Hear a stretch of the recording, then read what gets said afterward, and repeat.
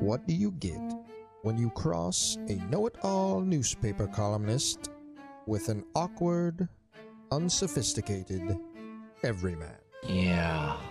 Well, I'm just not sure about that right now.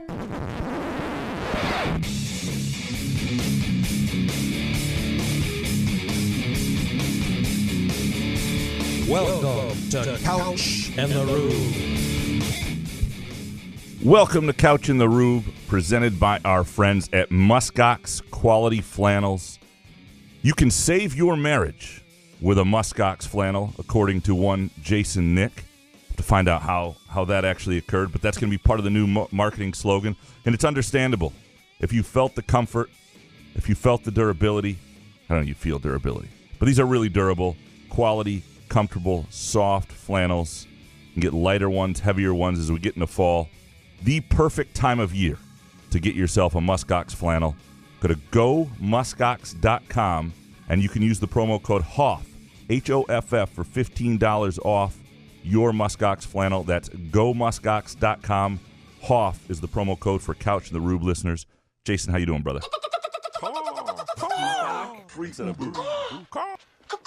Hey, man. You okay? Yeah.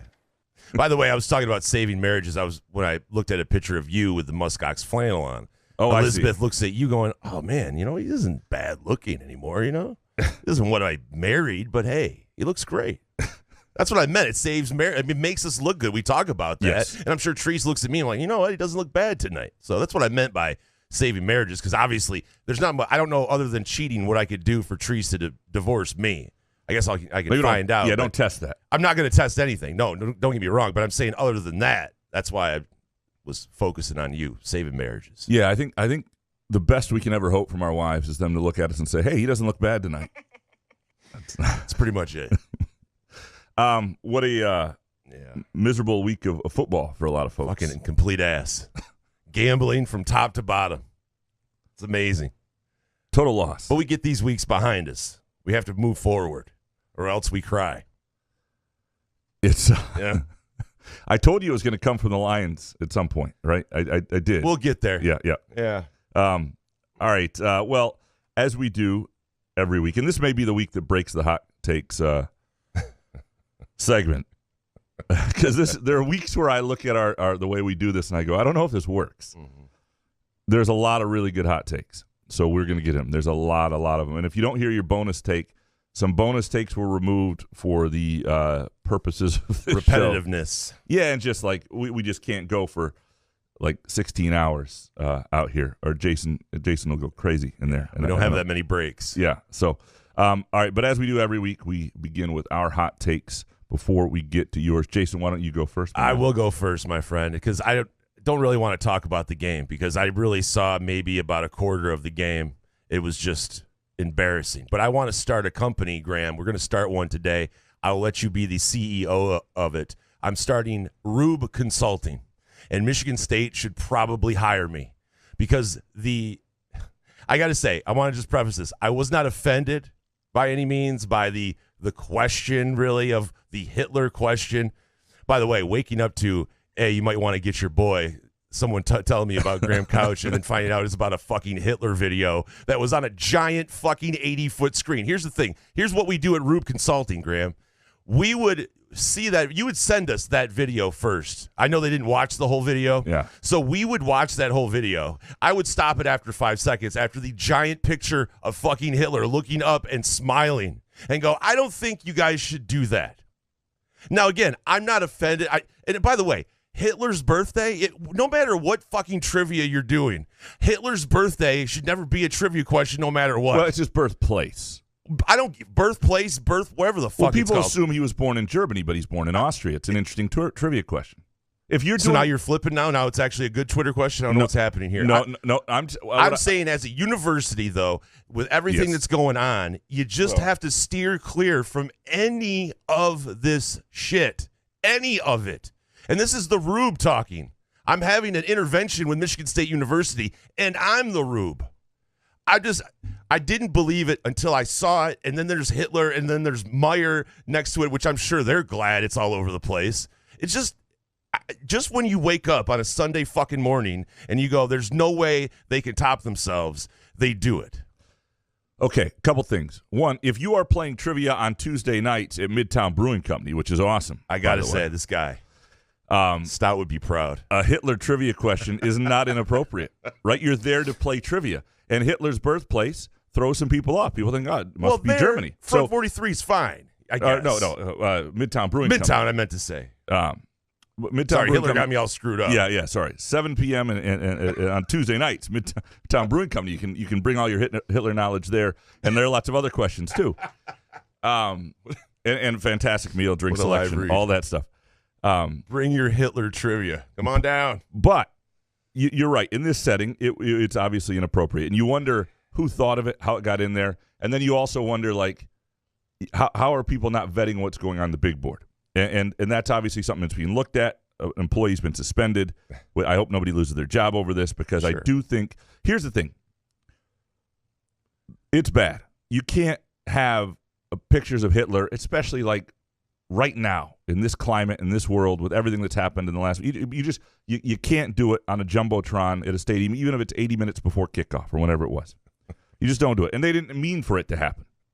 Because the thing I would say, though, is – let's not make it more than it is. Right. It is a problem. Somebody's going to be suspended. They look really bad.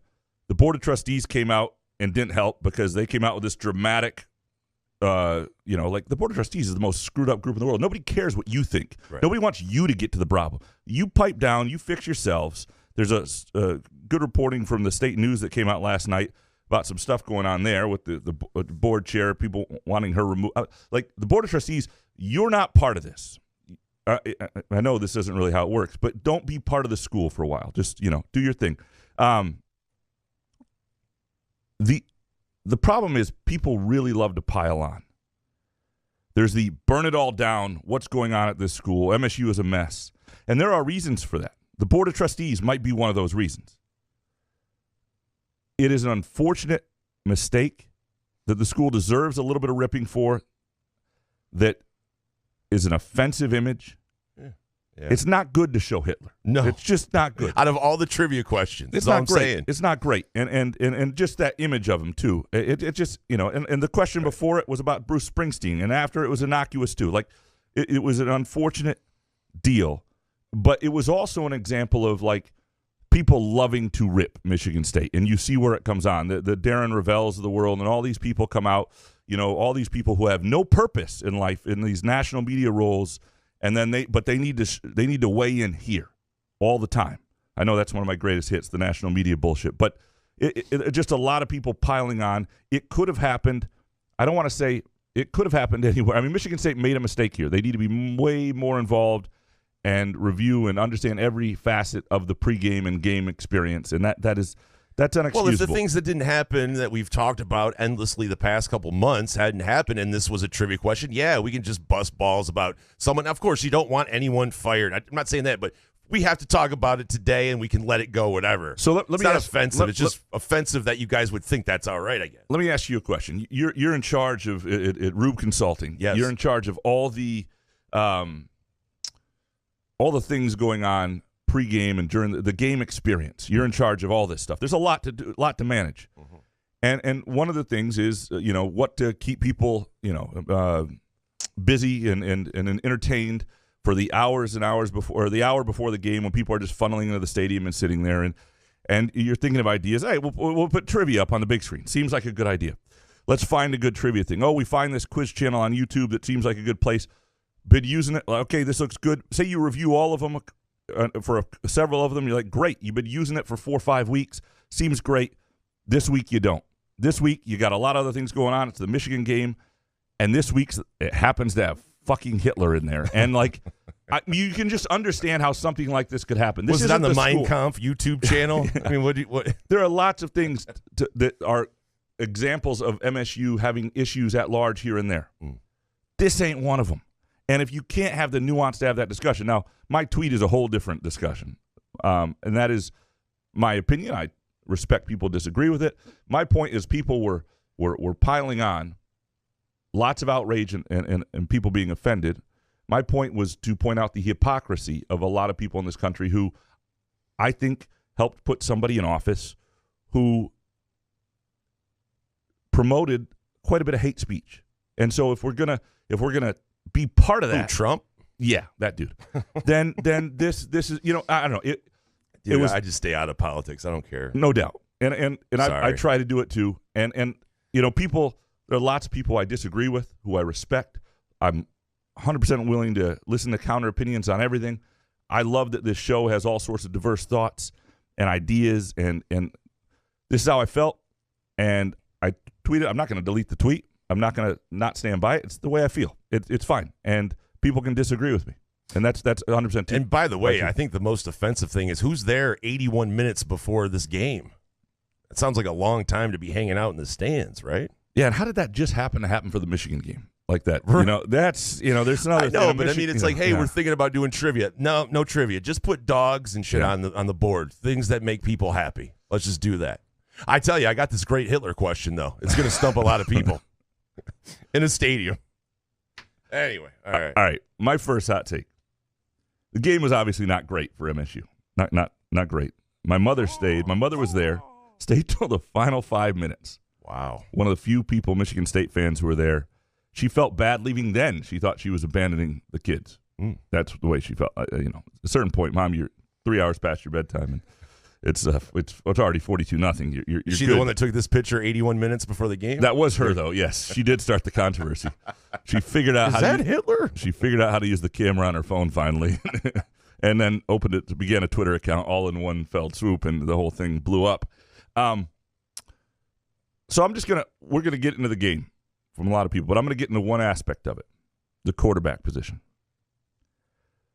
This was a wholly unfair situation to make any sort of long-term judgments on Rocky Lombardi in terms of what he can be as a college Rocky Lombardi. I was about to say, I'm Jesus. gonna let you go. I wrote that down here in my notes, Rocky Lombardi. I have already, Caton Hauser is Rocky Lombardi to me, I think. Holy smokes, fix that in post. It is way too early and wholly unfair to cast any long-term judgments on who Caton Hauser can become as a quarterback.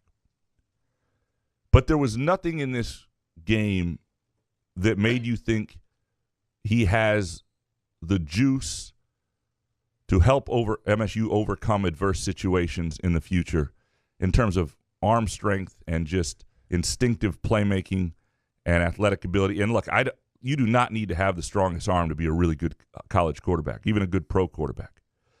A lot of his balls do float out there in the wings and the flat. There's not a whole lot of zip there. You don't need great zip to be a good quarterback. So I don't want to. This is not me saying Caton Hauser might still be the answer, that he shouldn't be the starter next week. I think he should. I think he deserves a really good look here. But this season should not end without a real look at Sam Leavitt. And you can see when he comes in that there is a different zip on the ball, that his feet move a little faster. He is intriguing. Now, he may be more raw because he's a true freshman. He may not be ready for it, and there are lots of things to consider. Michigan State just played him in his second game. He gets 4 of those games before he would begin to burn a red shirt. So that's something to be considered. If you are actually going to play him in more than 4 games, to be fair to Sam Leavitt, unless you've had these conversations with him, you need to really play him. It can't be the last drive or 2 at the end of the game. But is that fair to Caton Hauser to take that game and kind of make a judgment on him at all? It is not. It is not. He should be starting at Minnesota, and unless it's a complete disaster, he should be starting against Nebraska. The season's over. Let Leavitt get in next game. Who cares? What are we doing? Let guys try to figure it out, right? And then he should probably go to Ohio State and start, which is going to be brutal. And you don't want Sam Leavitt there either way. Yeah. What I would do if I were Michigan State is I would give him almost certainly the next 3 games to show you he's got 2 games against manageable opponents. I'm talking about Caton Hauser here. And then a tough game at Ohio State where you're not going to want a true freshman against that defense anyway. Make Noah Kim play that. Well, there's an argument there. And certainly as a backup, that's an option. The last 2 games, which would allow you still only to get to 4, one at Indiana, the other against a good Penn State defense. Caton Hauser needs to be part of that game plan. Not Caton Hauser. Fuck, there's too many Rocky names Lombardi. Here. Jeez. Brian Lewerke. Bill Burke. Oh, yeah. Sam Levitt needs to be part of those game plans. You need to know what you have. You need to have a sense of who he is. One of these kids is going to transfer. I'm almost sure of it. They're both West Coast kids. You got to try and keep one, and you got to have them understand themselves sort of the likely pecking order at the end of this year. If Caton Hauser knows in his heart of hearts, in the back of his head, that the dude behind him is a little more gifted and likely to beat him out at some point, and the guy behind him, Sam Levitt, knows that too, maybe you get the more gifted guy to stay. If Caton Hauser comes out and has 3 really good games, look like he's growing into a good quarterback, you just don't worry about it as much. You still want to look at Sam Levitt, but you'll feel better about things. And I'm not rooting for Caton Hauser here. But I think people need to be honest with themselves about what they see over the next few weeks and honest about what they see from Sam Levitt. And there was a huge charge to get Caton Hauser time and get him in the games and this sort of fan movement to have that happen. The same movement and same analysis should exist in the Hauser-Levitt dynamic. And that's all I'm saying here. Again, this was not a game. If Sam Levitt started this game, he might not have survived. Like it was brutal. But yeah, there didn't seem to be that possibility of an individual play that Hauser could make to get them something. One big play, a moment here or there. I mean, the offense once got past the 40-yard line. Yeah, but if you put Caleb Williams back there, would he be able to? Yeah, he might be able to make some first downs happen here or there, but he's not competing against what happened. Not a fair game. Yeah, there just wasn't even that moment. That's what I'm saying, and that's a little bit concerning. Redshirt freshman, second start. It's maybe the best defense in the country. He doesn't have any, difference makers on offense to make things easier for him, but he also didn't look like a guy who's a difference maker. That said, a week earlier at Rutgers, he got the ball in the end zone, drove them a little bit.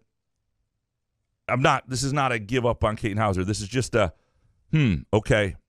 Make sure you don't end this season without really understanding who the other guy is too. And that's all. Why does, we said this before, we used to say this with Peyton Thorne, the idea that just because he was older and had been there and was better because he was more experienced, if his ceiling was lower, does that mean he gets to be the guy, to continue to be the guy? Well, same thing goes a little bit here. Sam Levitt is the greenest quarterback on the roster, maybe the most gifted.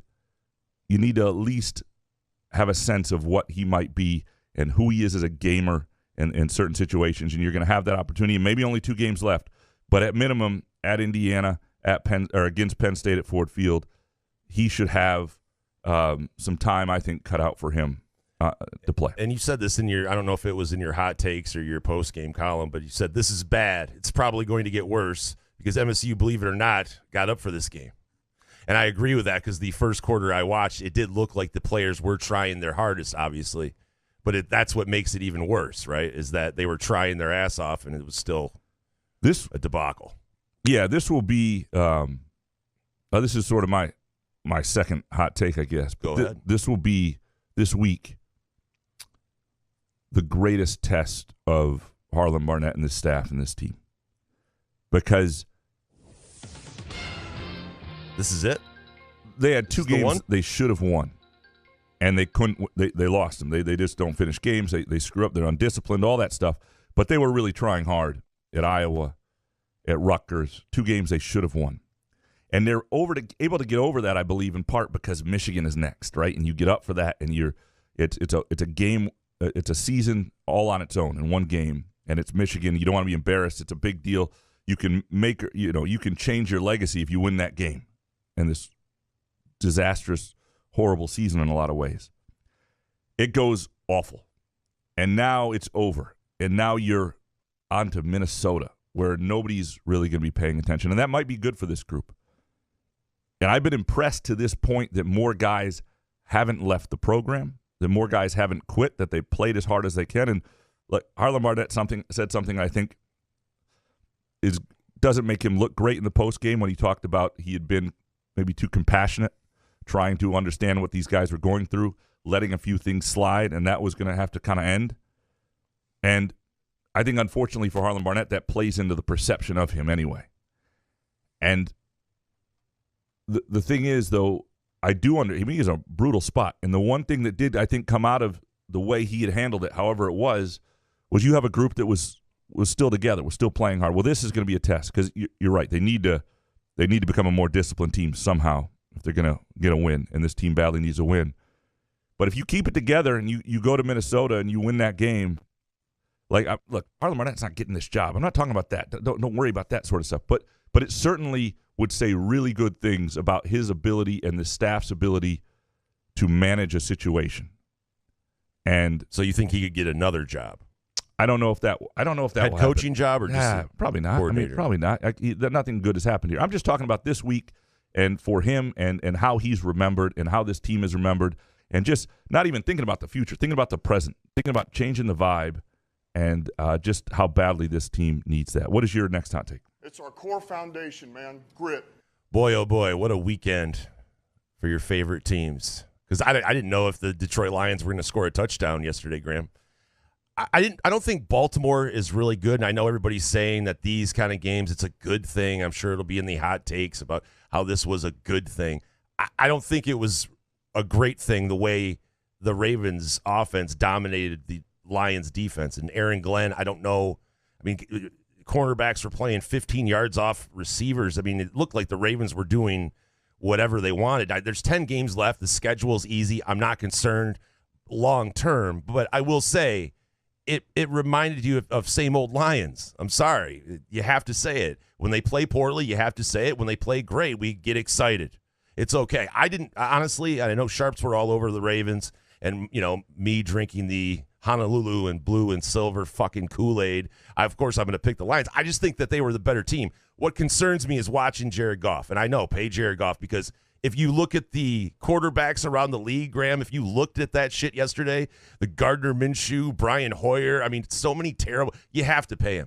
But what concerns me about Goff is when he doesn't have protection, we're screwed.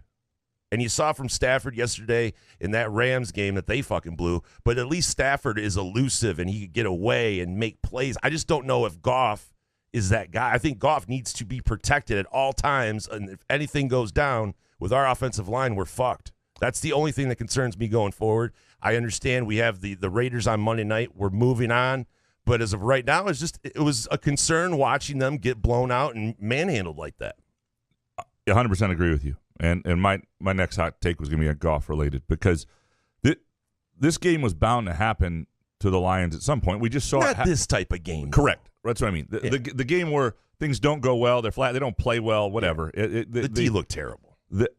Yeah, because we've seen it happen to other really good teams just a week earlier, right? It's just going to happen in an NFL season. That's why the best teams don't go 17-0 or 16-0. And the Goff component is what's concerning, because the top quarterbacks at least put up a fight in those games. They make some plays. They get it going at some point. And what you see with Goff, and it concerns me on the road when there's any sort of elements. There was apparently bad wind. When it gets cold, he doesn't have the biggest hands in the world. And I know you say pay the guy, but in a world where you have the what is it called? The thing that you what's the thing that you keep a player for 1 year on? Franchise tag. I couldn't remember that. I'm glad you didn't lead me down a bad rabbit hole. That all right. You could have just started naming things. In a world where you have that, in a world where, and I'm not saying other teams wouldn't pay him, but you got to be real careful that you can't get out of something if you need to, and that you don't overpay him to hamper the rest of your roster, because he needs a really good roster around him. I think we know that. Sure. And he needs to understand that. You can't, you're not good enough not to have a great roster. Therefore, you can't have this. And if we overpay you, then are you just Daniel Jones and the Giants who are stuck in this purgatory forever? Because you can't pay him $40 million a year. And I'm going to have to. No, unless he doesn't have unless Goff doesn't have an agent, I feel like you're going to have to pay him for it. If you can't win a Super Bowl with Goff, and he may show that, then you don't pay him, because the point is to win a Super Bowl. Yeah.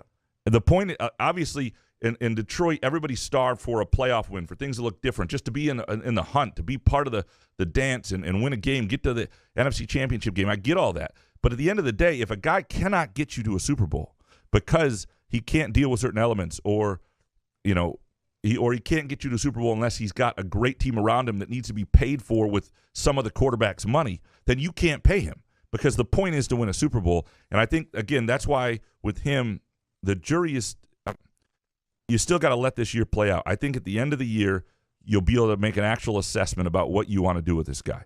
And I think you obviously want to keep him. You obviously want to keep him at the right price. And, but I also think you never stop considering the possibility of someone else. Whether that you draft the Hendon Hooker, right? I'm not saying that's the guy. Next year, maybe you draft Michael Penix. I'm just saying you don't stop looking at other quarterbacks until you know for sure you have the guy. And that's the Penix is going to be drafted, top 5? No, he's like a late first-round guy, I think. Yeah. Real? Yeah. With everybody in their big Penix energy going around. Listen, I understand, but we talk about, these guys, they need good players around them. Well, if everybody that wins a Super Bowl, they have to have good players. Unless you're the Patriots, where you can flip Troy Brown into a corner. Ultimately, in a lot of ways, what you want to happen instead is you want to lose that game, 29-21, where they played like crap, but all of a sudden you see Goff sort of bring them back. And they lose and they play it crap, but there's like evidence that, he's, I don't know, it just wasn't the And what's up with the NFL referees? I mean, are they allowing the tackles to start before the ball is snapped? Is this just an unwritten rule that we have to fucking just watch and go, hey, what is happening? But it's actually not an unwritten rule. I just don't understand. Come out and say it. Is that what we're doing now because the defensive ends are so big and strong? It's frustrating to watch a game like that when the guys are obviously, false starting every time. But yeah, no, not ideal. Not ideal. It was a rough weekend, and the Lions have been sort of this refuge, I think, for MSU fans, and so to have that not play out was not ideal either. Do you have another hot take? I do. Speaking of terrible football, Cousin Sal tweeted this out. Lowest D1 over-under in history, which was 30.5, and they missed it by over a TD. Incredible. You know what game that was? Minnesota, Iowa. 22 total fucking points. Listen, at the beginning of the season, being able to watch Brian Ferentz when they put the ultimatum of 20 points per game on him, I was fascinated. But now it's kind of sad.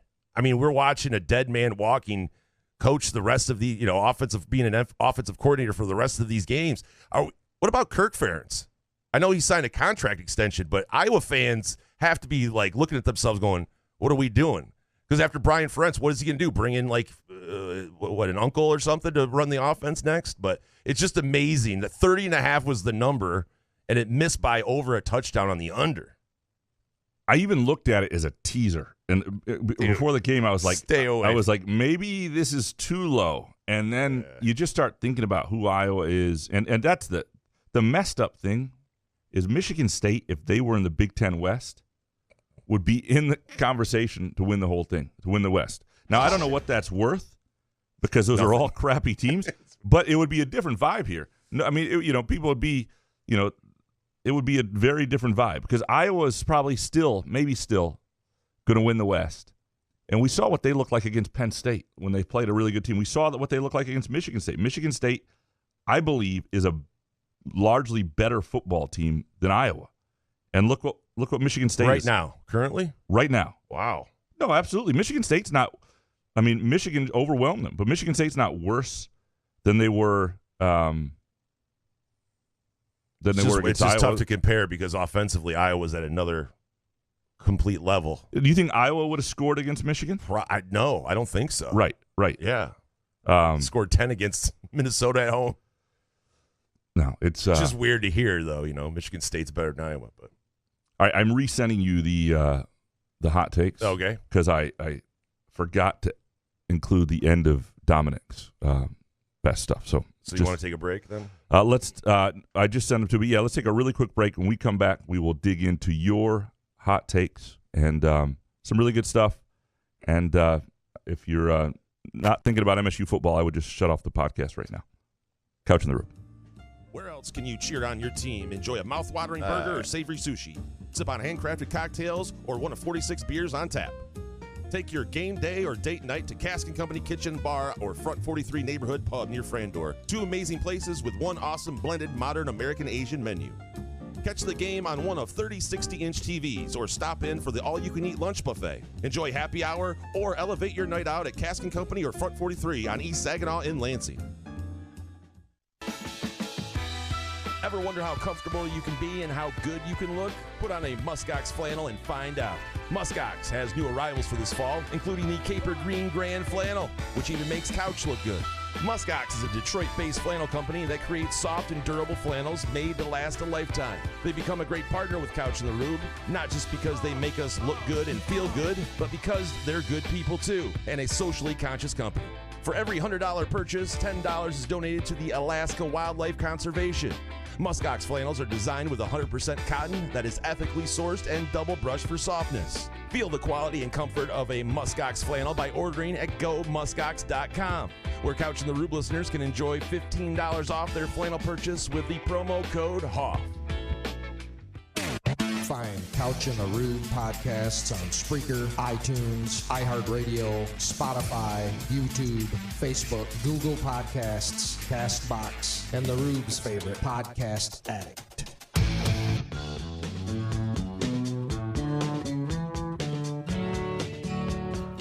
Couch in the Rube, our Monday morning show, presented by our friends at Muskox Quality Flannels. If you would like to bundle a Muskox flannel with a hat or shirt, you can do that by going to gomuskox.com/caw-caw. That is different than our promo code. But the savings for the bundle are fantastic. Again, the promo code is HOFF for the regular, just a flannel purchase, $15 off. But if you want a bundle, gomuskox.com/caw-caw, and that'll take you right to the bundles and savings up to $50 on Muskox flannels, hats, shirts, all that good stuff. Perfect time of year. Been rocking a number of Muskox flannels the last few days. My wife looks at me different. I feel good. It's just a good vibe, man. All right, let's dig into your hot takes. Jason, you ready? Oh, I hope so. Eric Schultz up first. Number one of Katon Hauser or Sam Levitt will transfer. It'll be the wrong one. 2, in the Jay Johnson versus Warner and Roushar debate, Jay is the worst by far. He's just as incompetent, and he makes double what Roushar and Warner made combined. Biggest grifter in sports. 3, Mel was given more resources than any MSU coach in history. With them, he was completely incompetent in-game and hired or retained underqualified, ineffective people. He'll be remembered for widening the gap between MSU and the top of the league to its largest margin ever. And bonus, D'Antonio's 100% got some responsibility for this disaster, too. Totally. All of it was a perfect storm. And it began with D'Antonio when he left, the timing he left, which, Mel Tucker is probably not the coach if D'Antonio left at a normal time at the end of 2019.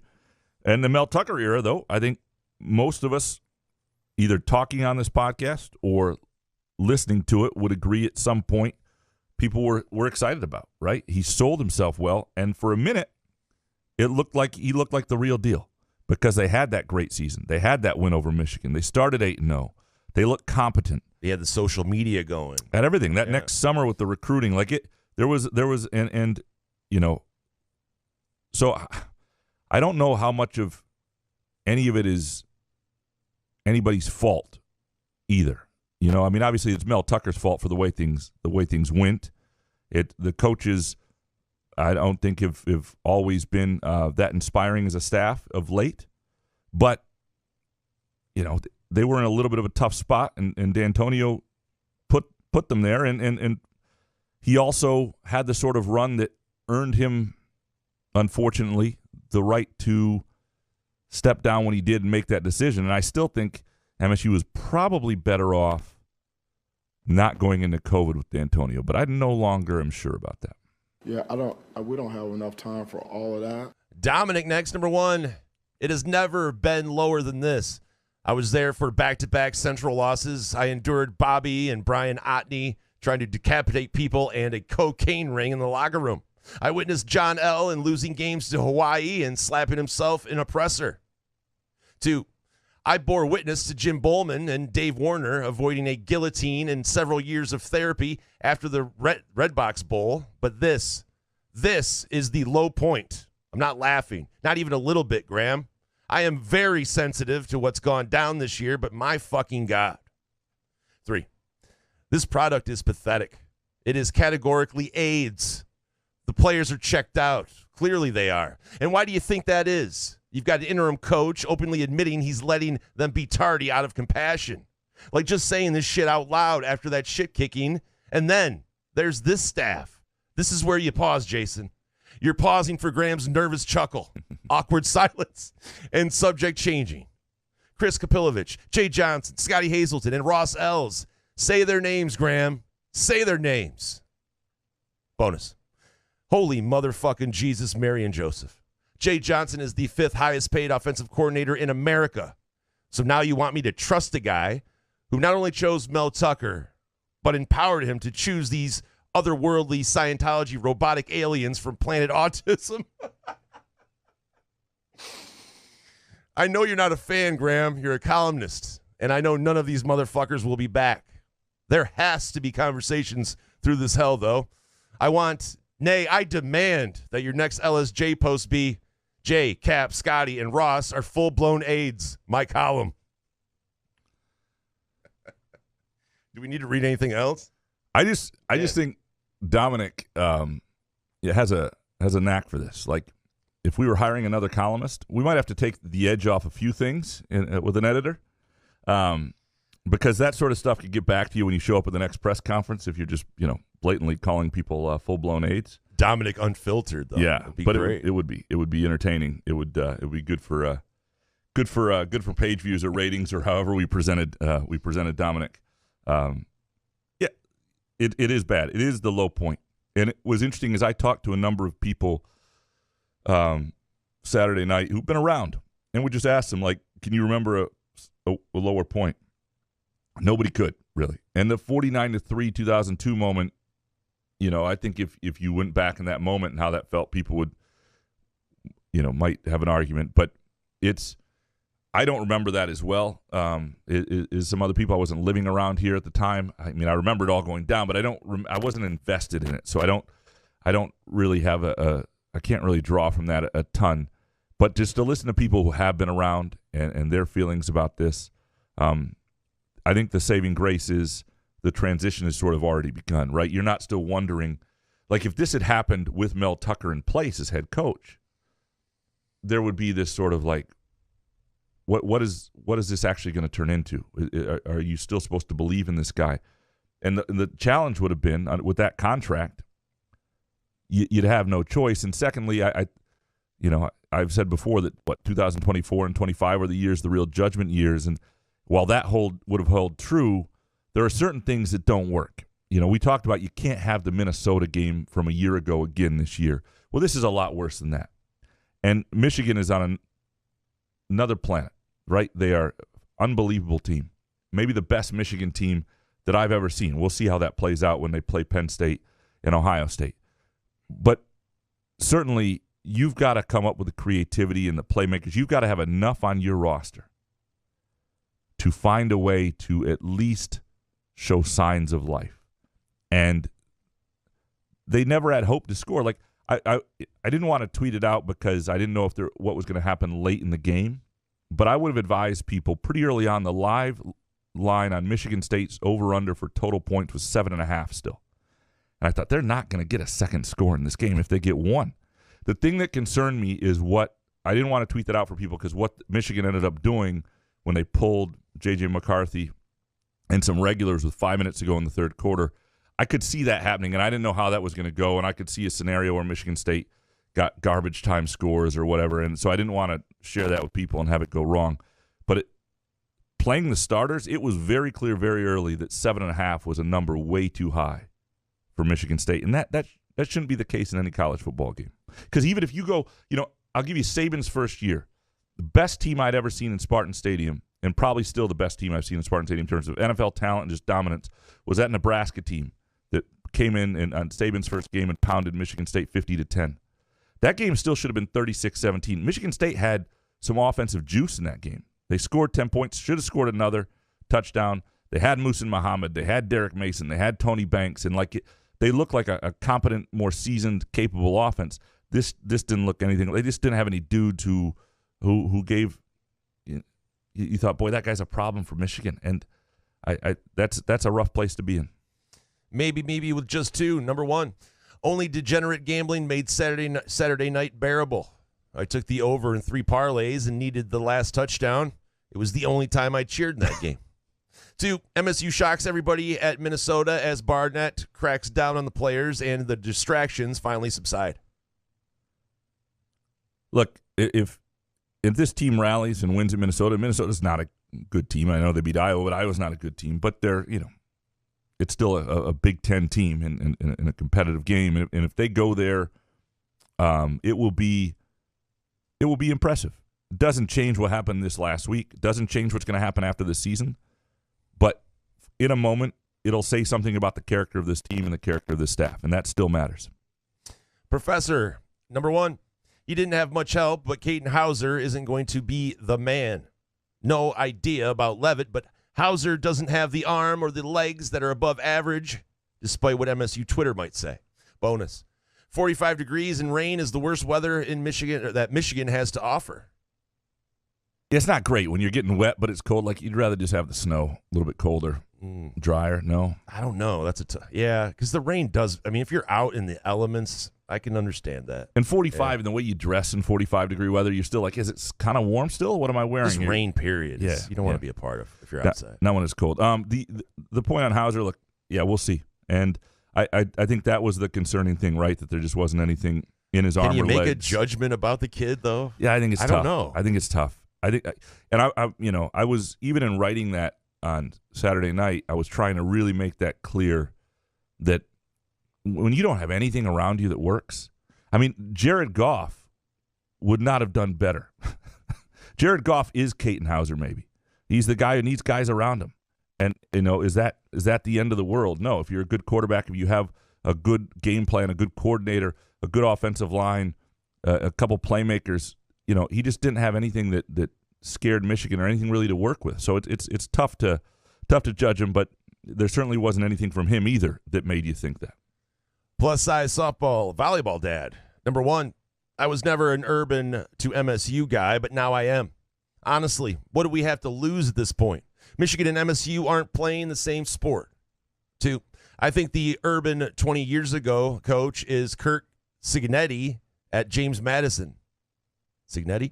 3, I know we didn't punt on 4th and 1, down 42-0. Fire everyone. So that punt was a little weird there. The early in the game, I thought they should have punted. I believe Kurt Cignetti at James Madison, though, is like 60 years old. Like, he's not a young guy. He's older than Urban Meyer. So it's tough for him to be. Hey, there's a solid 10 years there. It's to 70. I'm not saying they shouldn't hire the best coach regardless of years. I think if you find a 60-year-old there, like the Lance Leopold guy at Kansas, who I think is a really, really good coach, would not excite a soul here, but might be a really good hire. Whittingham at Utah, I mean, he's 63. Yep, all those guys. You need what you need at Michigan State is your Kyle Whittingham. I mean, he's the guy who replaced, right? He's the guy who directly replaced Urban, and it has been fantastic. A guy who understands who you are as a school, does nothing but just beat the shit out of USC every year in Oregon and give those guys fits. Really good. Takes them to that's the guy. If you're Michigan State and who you are and your own limitations to some degree, it's probably the guy you're looking at. I mean, Urban, the next Urban Meyer or the next Kyle Whittingham would be anybody who's ever coached at Utah. That's apparently what you want. Alex James, number one, caw. Send all 3 coordinators back from whence they came. 2, this basketball season will be known as the A.J. Hoggard FU Tour. And 3, this was a perfect weekend to ditch the TV and explore some cider mills while sporting a high-quality, versatile muskox flannel. Absolutely, Alex. Cider mill and a muskox flannel. The best thing is if you get the cider mill, the muskox flannel, and you'll be at home in time for the NFL game. That's if you can pull it all off. It's the trifecta. Sort of like what do you mean if you can? It's easy. You just go at 9 a.m. and Absolutely. You're back by 1 a.m. or 1 p.m. I'm with you on A.J. Hoggard is going to be, I think, I know there are a lot of freshmen people are intrigued about. There's a lot of this whole team as a whole people are intrigued about. I am intrigued about A.J. Hoggard. Like, I want to see, I think he is motivated, but I think he's also still A.J. Hoggard. And so I think there will be moments with him and Izzo. I think they're going to be it, but I think this is going to be coach my team. An interesting year to see how he attacks it. Dan Grafe, number 1. Graham says MSU's receivers have underperformed this year, but also says Hawkins is a great coach. Make it make sense. 2, Jay Johnson isn't even trying now. He's just counting the days till he's fired. And 3, Barnett still looks lost on the sideline. I feel bad for him. So on the Courtney Hawkins thing, I think you can be a good coach and not have a group that's performing or not have a great year or whatever it is. I still think he's a really good coach. I think other receivers who played for him, including Keon Coleman, including Jaden Reed, would tell you they think he is. But certainly it's not worked now. And I think the dynamic that's there is tricky because it's just a situation where you have veterans with a somewhat low ceiling, but because they understand where to be and they're a little more seasoned, and then you have some young guys who just aren't quite there yet. And I don't know if they'll get there, but they certainly haven't in time this year. Matt C., number 1. Harlan Barnett is the worst football coach alive and now owns the school record for most passing yards against and worst home loss in school history. 2, Alan Haller is the most incompetent AD in the country. Mel Tucker extension promoting Harlan Barnett. Hitler on the video board. If he can't get Urban Meyer, he should be fired. 3, these MSU coaches are so bad it's going to make it harder to get a big-time coach. We're going to have to pay $15 million a year, which I'm fine with, but it speaks to how incompetent this university is. I hope they all enjoyed the embarrassment Saturday. So, couple things here. Urban Meyer, there's a real chance, and I think a better than real chance, that he just doesn't want this job. That maybe he just doesn't want to coach again.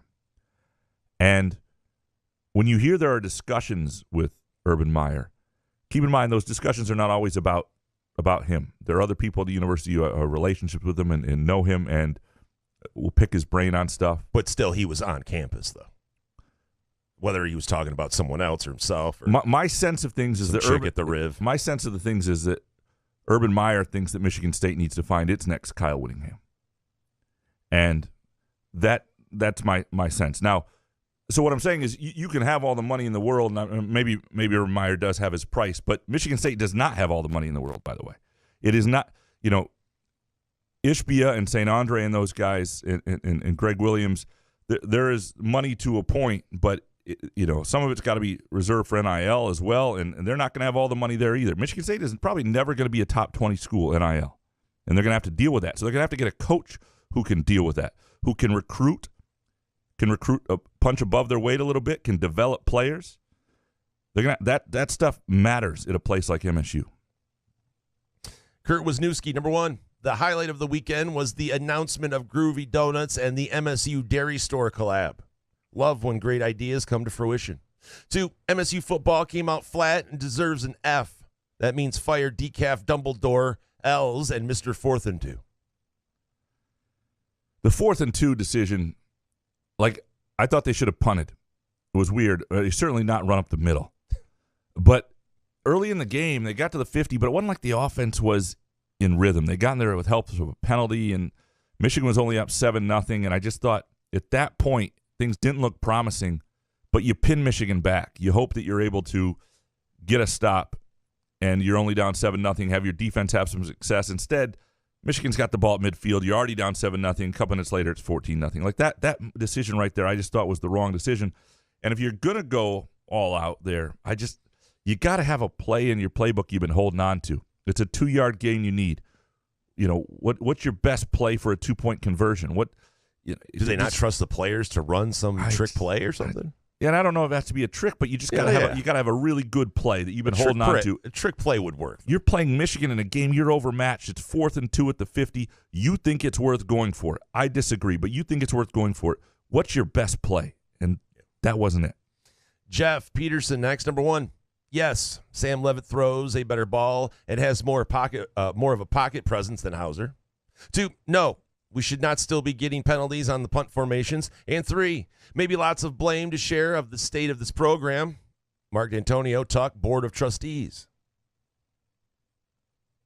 The punt formation thing, not great when it happens again. Different guy, different situation, apparently. Last time it was in the line of scrimmage. This time it was a gunner, not it's just bad, though. And that's pretty much it. Yeah, I don't. It's pretty much ass. Sparty and GL, number 1, I think the punter and the center know where to be. Can someone please make sure the other 9 guys know where to line up? 2, it sucks that both of my teams lost to a Harbaugh this weekend. And 3, Jay thinks calling bad plays will get Barnett fired, so then he can get the job. That would be a bizarre game of chess to be playing. Not a way to do it. Yeah, I would advise if you're going to the Rube Consulting, I think he would advise differently. Yeah, we're taking new clients. Yeah. Chris Eastlick next. Number 1, now seems like a good time for that behind-the-scenes special team story Graham told us he wanted to do. What happens in that room all week? 2, Jay Johnson ran straight into a stacked box on 4th and 1. Again, if you can believe it. He also threw a deep toss into the backfield on 3rd and short. It's honestly incredible that he hasn't figured out that won't work. 3, if the new coach at the press conference says we want to establish the run and be ground and pound, I'm going to lose my mind. There needs to be a new philosophy. And bonus, Pac-12 After Dark is going away, but at least we still have Graham Twitter After Dark. Here, Chris. That's not going anywhere. It's fun to wake up to, I tell you. Nothing better than 1:30 a.m. me going, I think I should fire off this tweet. Yeah. What's up with your boy and Hitler? You might want to go get him. Like, what the fuck is happening? To the special team story idea, yeah, no, I don't know if that will. I mean, that would be juicy now. I'd read that. To the credit of Barnett, when I asked him about this in the post-game press conference, he did explain it, and he said, he went through it and didn't dodge it, and it's just not good, and he knows it. Some dude. Number 1, since I stayed for the start of the 3rd quarters, my season highlights at Spartan Stadium this year were the jazz flute soloist at the Maryland game and the Spartan marching band last night. Both were amazing halftime shows. Thanks, Graham. 2, hey, everybody, we're really sucking at football right now. As an MSU fan, do you really have to post so much bullshit about it? It speaks for itself. And 3, MSU hot dogs are fucking amazing. Some do, with some positivity. I'll say this. I was talking to my mother about her game experience. She went with a friend, and she was like, it was great. The band came out. There was this great energy. It seemed like this was going to be a fun night. They put out a pretty good show, and then the game started. But and we saw Hitler. Well, that was early. That was earlier. They didn't bring it back during halftime? Yeah, that was my mom's tweet. Apologies to MSU for that. Shep next. Number 1. At one point on Sunday, my 2 teams were losing by a combined 84-0. Football is ass. 2, I keep trying to wrap my head around the fact that this MSU football staff was handpicked by Tucker with one of the largest assistant salary pools in the country. Handpicked. Worst staff in MSU football history, and it's not close. Literally awful at every major and minor aspect of their jobs. 3, I'm glad D'Antonio has to stand out there and watch this carnival for another 6 weeks. He bears a lot of the blame for not retiring after 2019 when he ran out of steam and had already given up on recruiting, and then deciding to retire in February, preventing MSU for a real pool of valid candidates. This is your legacy, you selfish, egotistical prick. Don't you dare turn away. Jesus. D'Antonio will be remembered fondly. He will probably have a statue at one point. His legacy is only going to grow positively as people get further and further away from his tenure. However, that was what was happening before he came back and had to be part of this. And before people are, when you put together the puzzle pieces, you understand that he has a part in this. And so I've said this before, this is his penance for the time he left. But I think, again, just stand there, just take it. And 3 years from now, people will be You think there's going to be a statue, Coach D? What he did has never been done. Yeah. You don't think so? I mean, for sure. But I just think, it's the kind of the way you end things, too. And will people remember him standing there just staring into the abyss of watching a terrible team? I don't know. It would shock might need a couple years, but I think a D'Antonio statue outside Spartan Stadium would make sense. He's earned that. All right. Neurotic Pants, number 1. It's very hard to imagine how firing Ross Ells midseason would make anything worse, but I'm open to hearing speculation. 2, this was the least invested I've ever been in an MSU Michigan football game since I started watching consistently. In truth, I was happy that it was 49, not 77. And 3, Tucker should never have been more than a recruiter and a talent scout. He was good in those aspects. He was incompetent at everything else. This could have been worse than 49. If they had left McCarthy in there, Michigan had wanted they wanted that last touchdown with the kid who was involved in the tunnel deal, right? And I think the players wanted that. But, like, this would have gotten to, I think, might have gotten a 63 if they had just kept the guys in there. It was going to get over 55, which was the previous record against Michigan. It was always the worst in Spartan Stadium, but there are a lot of games pre-Big Ten that were not at Spartan Stadium, that were in Ann Arbor, and this was going to get up there. Not the worst ever. There's the 119-0 loss. There's a 63-0 loss back in 1922, but this would have been the worst in 100 years had they not pulled out. I remember the that game in 22, man. Woof. That was brutal. Nate Rhodes next, number 1. Looking at the under-the-radar coaches for MSU, how about James Madison, offensive coordinator, Mike Shanahan, to be the new head coach? 2, Malik Hall will average 14 points and 2 3-pointers per game. And 3, this was the worst weekend for football all season long. If Malik Hall averages 14 points and 2 3-pointers per game, Michigan State's going to have a hell of a year. Because I thought there was a tattoo bet. No, I'm not. No, I still do wonder, like, I mean, last year was a year that was sort of lost to injury for him, that I thought he would take a step, because he's always been this guy that has all the skills but doesn't always do it consistently, right? He takes over a game for like a 3-minute stretch but is absent for quite a bit of time, or shows you an array of moves but doesn't have a go-to move, but he's had moments, and I do wonder if he's healthy all year and as a senior, what his ceiling can be. 14 points and 2 3-pointers per game is probably above, but if that's the ceiling, or if that were to happen, that's with everything else Michigan State has, most of your dreams might come true. Bo McJunkins next, number 1. Graham told me to go to the pumpkin patch, so I did, and I could pick out any random middle-aged mom from the crowd, and I bet she could learn the fucking special teams formation rules better than Ross Ells. That's his job for $500+ grand a year, and he hasn't gotten better. 2, MSU messed up with the scoreboard big time, but I don't hear from the holier-than-thou school down the road about screening things when you hired Shemi Schembechler and didn't suspend a player for anti-Semitic tweets. 3, I'd rather listen to Hondo tell me why God is real for 24 hours than listen to Bill Simonson talk anything MSU. Dude clearly has an axe to grind, and it's embarrassing. There's always a glass houses element to everything. In almost every school has something. And Michigan has its share of things. It just, shitting on Michigan State is an institution for this mishap on the big screen I just think it's low. I just think it's cheap. I just think it's lazy. Was it a mistake? Hell yeah.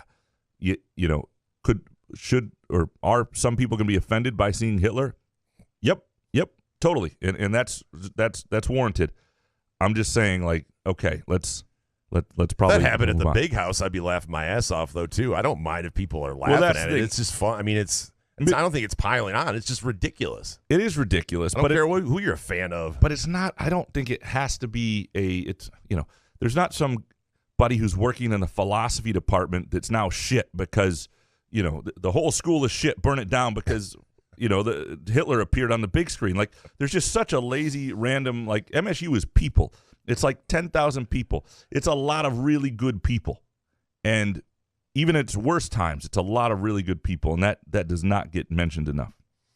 DMB, number 1. I wasn't a big Peyton Thorne guy, but he gets the team to a bowl game, and maybe things don't feel so hopeless. 2, MSU should just blitz Cal Haladay every play. That poor fella can't cover anybody with a pulse. And 3, Hauser and Levitt should split the remaining games. Loser transfers out.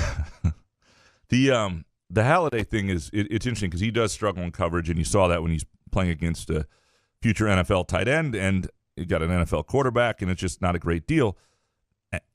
Michigan State had a guy named Max Bulla who couldn't cover anybody either and had deficiencies. And I still remember being at a coaching clinic when Pat Narduzzi was describing how much they had to hide him because of those sort of things. Now, he was great in certain ways. He could sit there and a quarterback would audible in a different play, and Max Bulla would audible into that play because he knew what the quarterback was doing. He was the ultimate sign stealer without stealing signs. He just knew everything, and he was really effective. They also had Danico Allen and Tywan Jones and that secondary that was incredible around him. Like they knew how to cover for him. Michigan State just doesn't have the guys right now to deal with having the athlete Cal Halliday in coverage. Mark Gamachi next. Number 1, MSU's black unis were appropriate for the funeral of the program. 2, on the bright side, most of the players were able to dress themselves and tie their shoes without help. And 3, hiring Urban would damage MSU's legal case against Mel, so they need to settle quickly if they want to dance with the devil. Bonus. Name one player from MSU that would clearly start over his counterpart at Michigan. That's a really good question. And I'm sure there are. If you just combine these rosters, you'd probably wind up finding 4 or 5 guys from Michigan State who would be in the 22. But it's not obvious, and that's a problem. And on number 3, the hiring Urban would damage MSU's legal case against Mel. I don't know that Mark's entirely wrong here, depending on a couple things in that contract. It's not. Stay tuned on that a little bit is all I would say. David Jackson next. Number 1, 1982 with Muddy Waters was better football. And at least after that season, we had the drama of the Philadelphia Stars buyout. I want legal drama. 2, I don't believe Michigan is the greatest team in history. And that they were, though. At least being jail sexed wouldn't be so bad. 3, at least we have Graham's in-depth reporting on the Saturday basketball scrimmage to provide hope and fun. If ever we needed to read about something positive like that, Sunday was the day. Oh, wait. What was that you say? I was not at the Saturday scrimmage. Oh, you weren't? No. So, but I did deliver you a Jeremy Fears column that I dropped right after the Lions game, just to give people a different vibe. And I, reported on that late in the week. I mean, we would have. Here's the thing. You get it's a 14-hour day on a football game anyway. I went to bed at like 7 a.m. The scrimmage thing happened late. It was a way to get people to the bed. I'm not 2:30 p.m. I already had plans in the afternoon. If that was our only opportunity to see Michigan State's team for a while, in other words, they weren't playing this Wednesday night in an exhibition game, I would have probably gone and changed my plans. But I wanted to watch soccer with Andrew Gauthier from Groovy Donuts, and so I did. Kevin from Rochester Hills. Number 1, Urban Meyer would have won that game. 2, the Lions are back. And 3, the Rube's fake love of Goff cost us a win. Probably. Sorry about that. That's on you. Yeah, it's probably it was my MVP, Jared Goff for MVP bet I placed. Yeah. As well. Hey, man, 10 games left. It's not fake. I mean, I want Goff to, I don't know.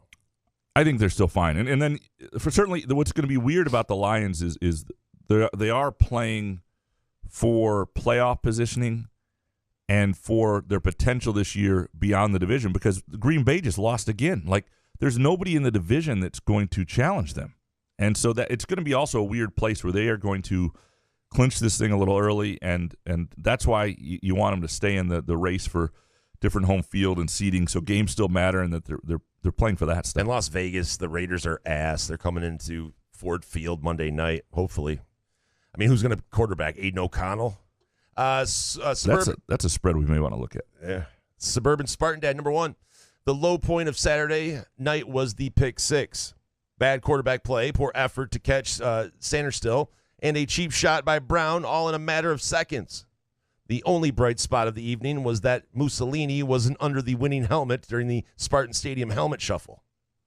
That would have been bad.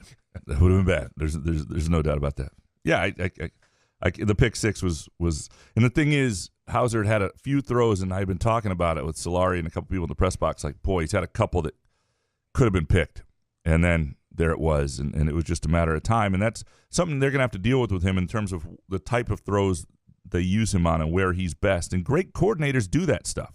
Like if you watch the Dolphins and Tua, there are things he's not good at and things he's great at.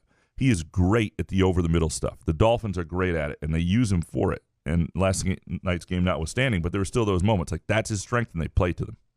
Spartan 18770 next. Number 1, how can a school hire a qualified football coach without having a permanent school president? Get your shit straight, MSU. Excuse me. 2, even if Izzo wins a national championship this year, it will not heal the pain of this football season. Jeez. Oh, sorry. Burping in me? Okay.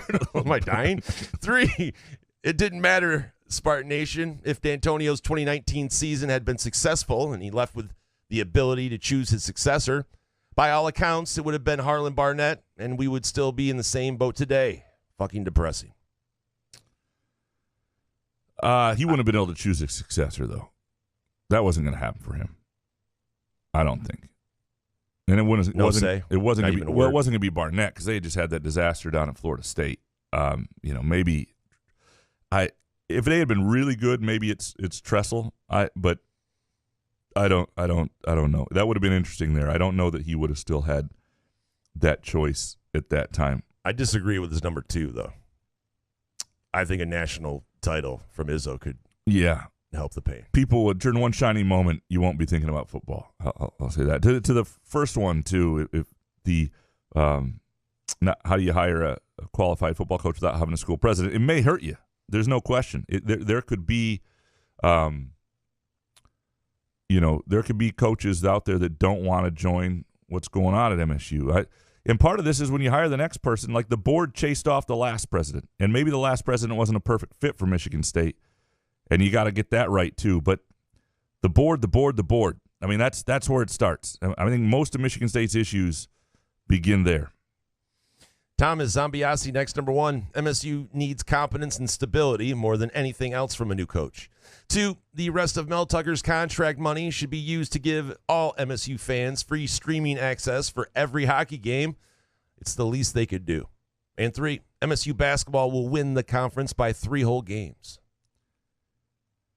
Yeah, so let's say they get all of Mel Tucker. They don't have to spend any money on him, and I don't think that's what's going to happen. I think there's going to be a little bit of money that goes his way. And they're going to need to hire another coach because it wasn't like they'd already paid that money out. They need to use it to hire another coach. But if there was money, if MSU football, if MSU athletics said, we wound up with $95 million extra dollars, we are going to spread it among the fan base, what would you want them to do? It sounds ridiculous when you even fake say it. Yeah, I know. What I want them to do? Streaming service? No. I don't know. Free tickets? That doesn't work either. Maybe those melting moments, ice cream sandwiches become free for a little while. Something like that. Just some sort of contract. Rent out Top Golf in Auburn Hills. We all go down. I like it. Good time. You pay for it. Yeah, there you go. Yeah. Kyle, next. Number 1, it's not lack of talent. I just watched my local Utah Utes beat a Heisman QB with a walk-on pig farmer at quarterback and their starting safety playing running back. These coaches are not good at evaluating talent. This was an issue with and without Tucker. You got to build lines. You got to build it through the lines. And I think that the thing that I keep saying is if you're gonna have an NIL that's robust but maybe limited, start it with the lines. Be the school that has the offensive line NIL program that guys want to join and make that year. Because if you can win at the line of scrimmage, you can win with a lot of different kind of dudes.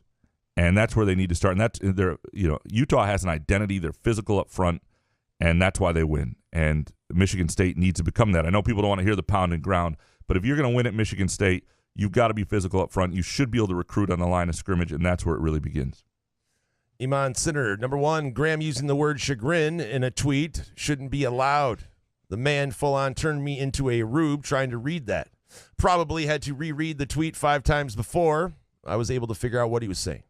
2, I cannot emphasize enough how much this team does not need Urban Meyer.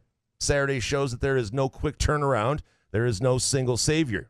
This will take time to rebuild. We need a connected, high-energy, long-term option. Yeah, you also need a fixer, too. I mean, I think you could go a number of ways. I think you get the best coach, you don't worry about age. Because even a 60-year-old with 8 good years could be exactly what the program needs. I think, let the interview do the work. And I agree that you got to fit is important to some degree. But It's a good question about what they truly need and how broken it is. And I think some of it will depend on how many of these guys stick around. And chagrin is a great word, by the way. It's underutilized. I use it. I use it in the lead of a column about D'Antonio's reaction to Jim Harbaugh being hired in 2014. Leto, next, number 1. Does this season realistically have a different outcome if Tugger was on the sidelines? The mistakes made by the team are the same when he was on the sideline. 2, Graham, you called it. Give me Sam Levitt. He's on a different level.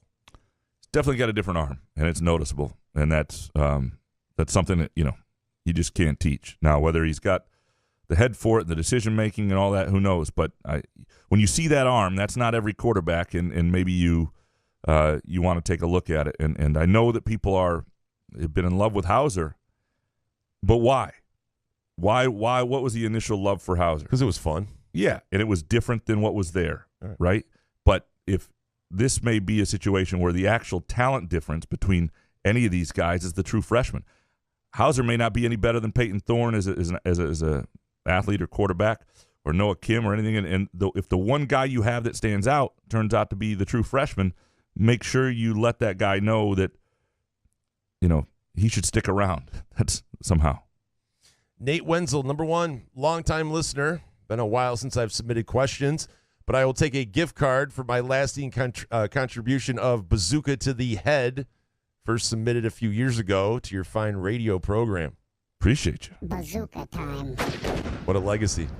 It's a podcast. 2, who the fuck cares about any trivia question that has Hitler in it at a college football game? The pitcher even has him smiling. What the fuck is wrong with that company? They should be fired, and if they have an embarrassment clause in their contract, like Mel had, sue them as well. 3, MSU has the worst public relations department in college sports. They should all be fired as well. Meanwhile, everyone always seems to stop talking about whatever major issue Michigan has going on within a couple of days. I don't know that MSU has MSU public relations didn't do the Hitler thing. They had to respond to it. I don't think it's they fair hired to put it someone, right? It was a contracted thing. No, I'm talking about the public relations, not the actual thing that was on the board. I'm talking right, but I'm saying they're not in charge of that. Is what he wants everybody fired. Yeah, they had to do the response though. Sure. Yeah, that's not really. Do you have to go to a Holocaust museum? I mean, it's just overboard sometimes. Yeah, I don't think you need. I don't think you need to do that. All the statements were a little overboard. Like Haller, it's just like, what do I have to do now? Yeah, he's just trying to appease people. But in the board statement, man, the board. I understand you have to appease people, but you don't have to go on and on of all these things and just whatever. Sunshine's what? The board statement, man, it was just so dramatic. It was just like, you guys just don't help. You just don't. Do they not have any self-awareness? Like, no. If you and I were on that and we were a complete ass and we knew, like, you would know, right? You would know that you're just complete ass. It's a great way of putting it. It seems like a group that is somewhat unself-aware. It used to be a group that it's the board. You got to develop a relationship. Screw that. It's just I don't. Glad that's over. Yeah. Sunshine Spartan number 1. The black uniforms were not good. You couldn't see the helmet on the helmet Spartan. They should be burned. 2, the Lions were due a dud game after 4 in a row. We're on to the Raiders. And 3, New York City subways are ass. Sounds like an experience that just happened. Is that a hot take? Yeah. Ask John Rocker. What was his name? He loved it. That's right. That's been 20 years. Dating John yourself Rocker. There. Yeah, forgot about. Shit. Forgot about the black uniforms. Well, I mean, they did that on purpose, right? They just wanted to get rid of those. The players they thought they were ass too. Players wanted them. I don't know. Look, helmets are important for how you feel about a program. Nostalgia. Like when we see, helmets of a certain era, we get excited, right? Because that's what football Eagle is. Ones last night. Oh, incredible. Yeah, and so you should never ruin. You should never take when you have a classic helmet like Michigan State. You should never go away from that unless you're going to lose 49-0 in the worst loss ever, and you don't want to ever see the game again. Then you might as well wear something else. Jarrett next, number 1. Washington looked better than MSU than Michigan. 2, Jeremy Fears will start at least 5 games this year for MSU. Washington and Michigan are different. Washington's much more explosive in that way, but Michigan was just tough. I mean, Michigan was they scored on 6 of their first 7 possessions were touchdowns. Would have been 7 of 8, but they ran out of time at the end of the first half, and then they took their quarterback out. I don't know how much better you can get. I mean, Meanwhile, Michigan State only once got past the 40-yard line in Michigan. I don't know. Fears at least 5 games. Izzo loves Jeremy Fears, but if he's starting this year at any point, I do think it'll be because of injury. Andrew Gauthier, number 1. That was perhaps the most hapless performance I've seen from an MSU team in 20 years. 2, we still aren't sure Michigan is a very good or great team. We just know MSU is terrible. And 3, the Hitler image on the Jumbotron is about as embarrassing as it gets. What the fuck, MSU athletics? I think we're pretty sure Michigan's a very good, great team. Right? We know, I know, Michigan's but when you not say good. of all time, it's just hard because they really haven't. I mean, obviously they're a great team, but people are claiming it's the greatest Michigan team they've ever seen. But you know what they Just don't don't know have? yet. Like, Washington has a game on Saturday night I was watching late where they're behind against a bad Arizona State team late in that game. Like, they struggled. They didn't show up. They celebrated that Oregon win a little too much. Like, they haven't had that. Like, and granted, they haven't had the win over Oregon to celebrate and feel good about and be unfocused. So they haven't had that sort of – but, yeah, we'll find out when they play Penn State, I guess, because it's a 2-game season in a lot of ways for Michigan. Certainly not going to find out in the Big Ten championship against Iowa or Wisconsin. Jake, next, number 1, if MSU somehow finds a way to go 5-7 and is offered a bowl game, they should decline it.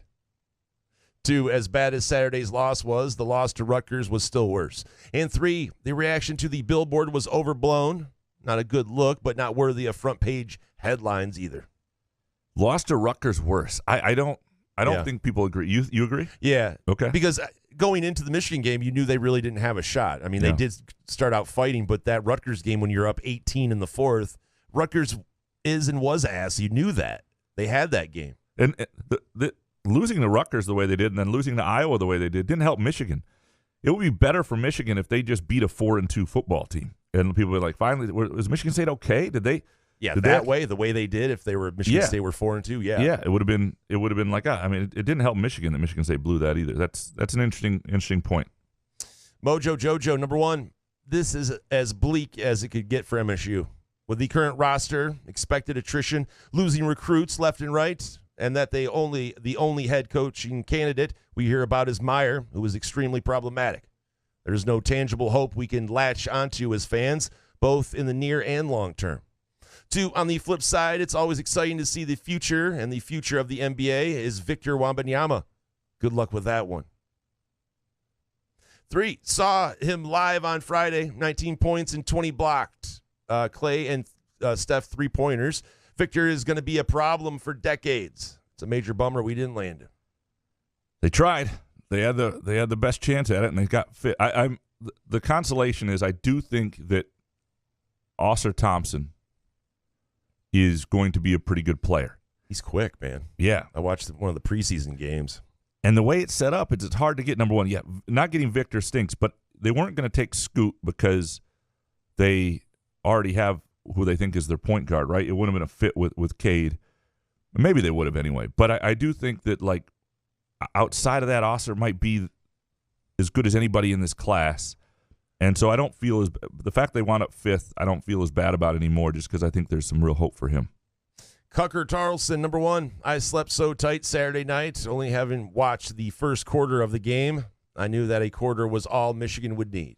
2, when I woke up to check the score, the only thing I was surprised about, that Michigan didn't put up 50.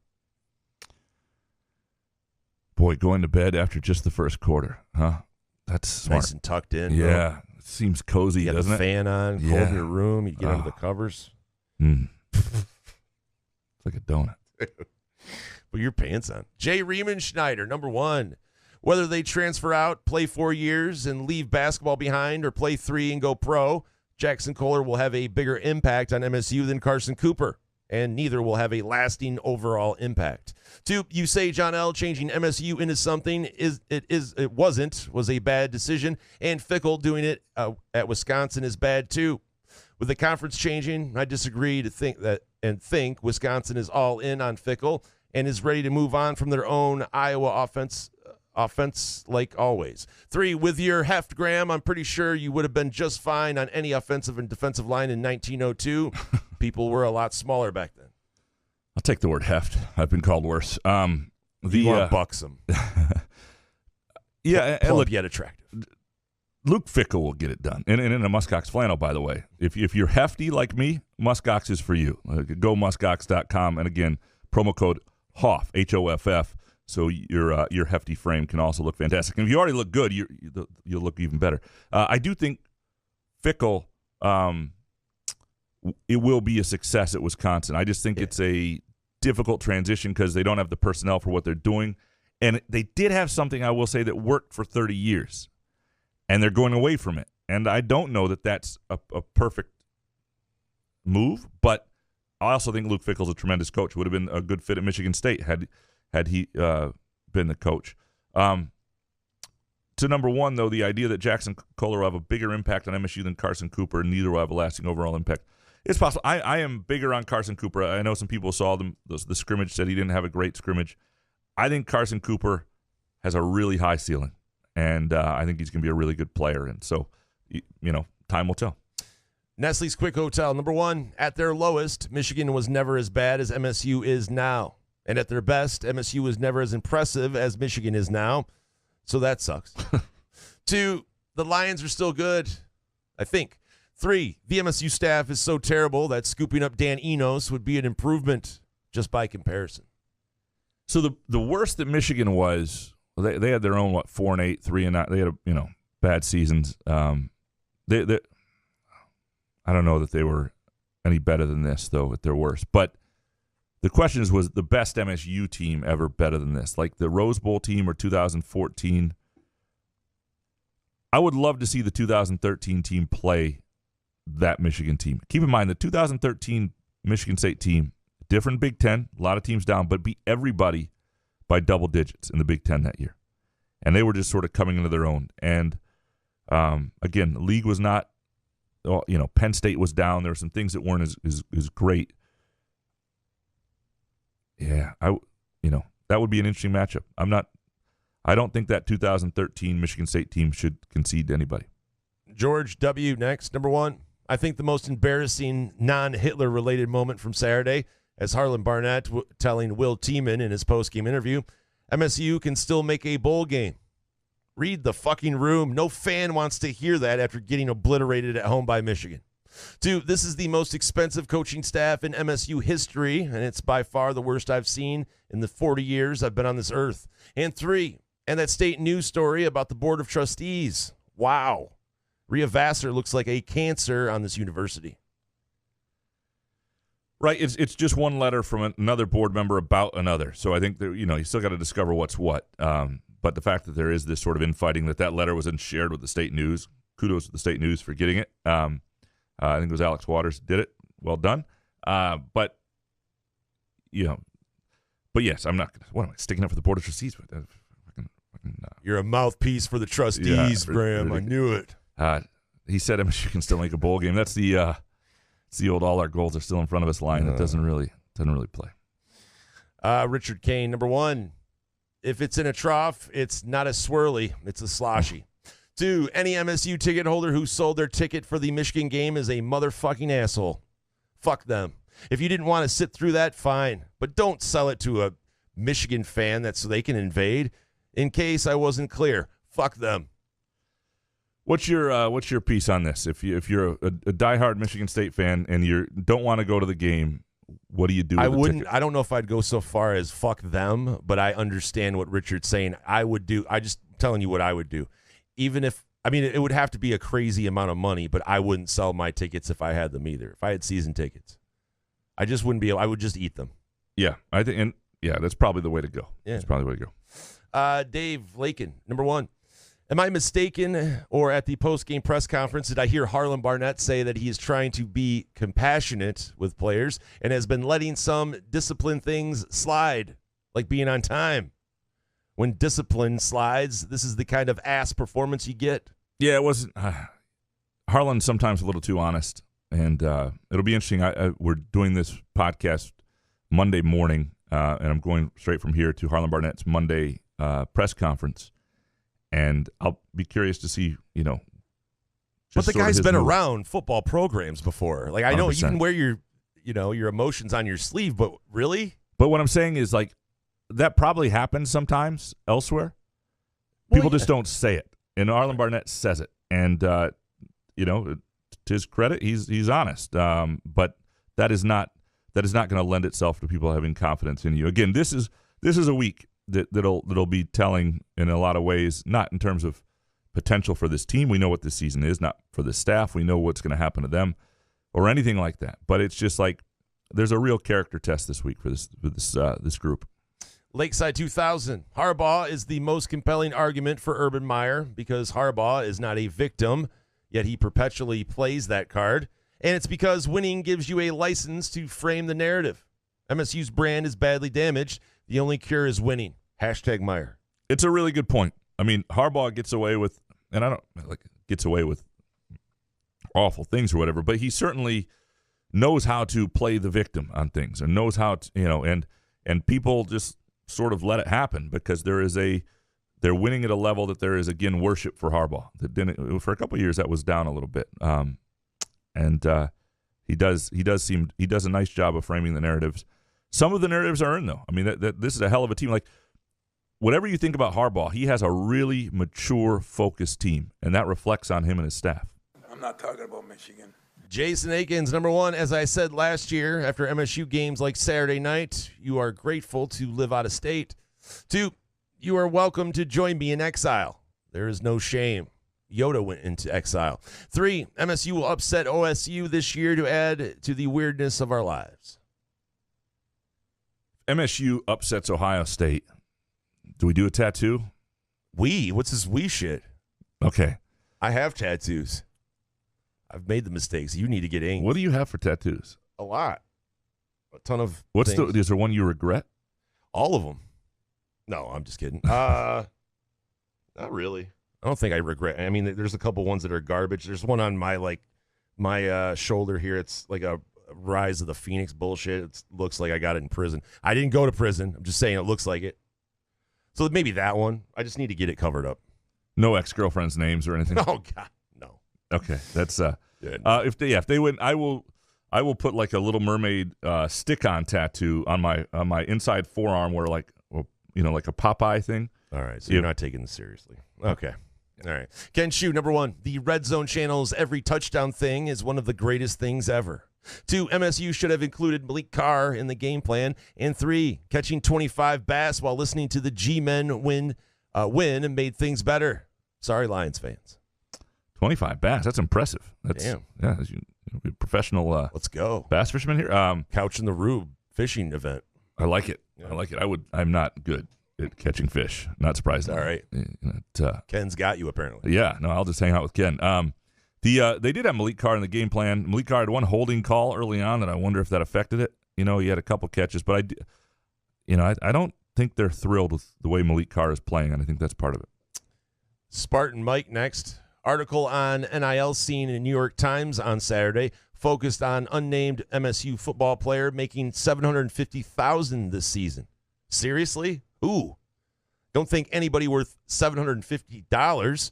Hoping John Kim is getting that big cheddar. He's provided the only spark of joy in this dismal, dark season. I'm not questioning their sourcing, but that's not what I heard. That anybody's at that level. So it makes you question it, though. Well, I don't know that my sourcing on it was new 100%. Like, I don't know if there's, if that's from one. That number surprises me. Is your source Ross Ells? Ross Ells told me that it was not that. But, the player who I've heard it is not somebody who's playing a lot right now, which would frustrate people. But that number is at least so it's Levitt. All right. No, it's not. That number is higher than I've heard. Chris from New York, number one. MSU is the biggest villain in football right now. First Tucker, then Hitler. The trivia fiasco is just an unfortunate accident, but it contributes to the overall radioactive perception. 2, every Saturday Slaughter raises pressure on Haller to hit a home run higher. And 3, Couch started writing the quick takes midway through the first quarter. I did at the end of the second quarter. It was earlier than usual. Usually it's like halftime before I start surmising and putting them together. I got a little bit earlier. But even things change then. Like Sam Levitt comes into the game, and that changes the one I'd written on the quarterbacks. And so there are things that And then you didn't know if it was going to be the worst loss ever or where that was going to be. So there were some things that had to be written fairly late in that. But yeah, there have been harder weeks to write the quick takes than that one. John Crager. Number one, I feel like a jackass for buying tickets to the Penn State game at Ford Field before the season even started. Optimistic expectations can be a real bite in the ass. 2, dead inside. I had zero emotion on that last second TD. And 3, ass. The Penn State crowd is going to be really interesting at Ford Field. I mean, it's still going to be they sell beer. It's warm. It's a way to get away from your family. That's a good pitch, though. Listen, they sell beer. Yeah. That's what T sounded like when I was drinking still. She's like, listen, they have beer. So here's the other thing that gets interesting, though, is if Penn State loses to Michigan on November 11th, and they're completely out of the hunt, and they've got their 2 losses, and their offense, which didn't look very good the other day against Ohio State, and they're good, but they're just no different than they've been. I don't know that their crowd's going to be excited to overwhelm that place either. And so for Michigan State's sake, you want Michigan, and I don't know nobody wants to hear this, to beat Penn State if you care about what the vibe is going to be in that last game. If Penn State's playing for something, if people are, because remember the other game is the Ohio State-Michigan game's on a Saturday. That's a Friday night. So even with tiebreakers and all sorts of stuff, nothing will be determined. If Penn State beats Michigan, Penn State will be playing for something serious in Ford Field, and that place will be overrun with Penn State fans. El Bombadito next. Number 1, what games left on the schedule are winnable at this point? 2, can Haller at least make a call out to Kyle Whittingham? And 3, I thought this was a hockey school. There are big things happening at Munn. It's a good start. They had a good weekend. This is if you are paying attention to MSU hockey, and I think these games are both available on TV. Michigan State plays at Boston College this week, Thursday and Friday night. Boston College is like top 4 in the country. Real early test to see like how good this team is, and a team that has Frozen Four potential. Like if they go there and hold their own and take a game, that'll be a really, really good sign. Look, Kyle Whittingham, I don't think he's leaving Utah at this point in the stage in his career, but that's not a bad guy to try to duplicate. Ed Dodd versus number 1, the trivia issue reflects unbelievable laziness in game day operations. Another avoidable national embarrassment. 2, Sam Leavitt is probably the most potentially talented throwing quarterback MSU has had in years. And 3, honestly, fire Ross Ells now. It will be interesting to see if Hauser were to struggle the next couple weeks. Is there the same momentum for Leavitt from the same people that there was for Hauser? Because there should be. Sure. And I don't know that there will be, though, but there should be. And certainly you're seeing some of it here, though. JD, number 1, if you can put Hitler trivia on the video board, you can hire Urban. Hopefully Donovan Edwards felt welcome at least. 2, you have to fire somebody. Man up and own how shitty of a product this is and apologize to your players and the fan base who still support this product week in and week out. And 3, Lions have no shot at the NFC Championship or Super Bowl if they have to go on the road in the playoffs. January weather or wind will be Goff's undoing, and the D will crumble like they did today and last year in Carolina. That's a depressing thought, but yeah, he's not crazy though. Yeah.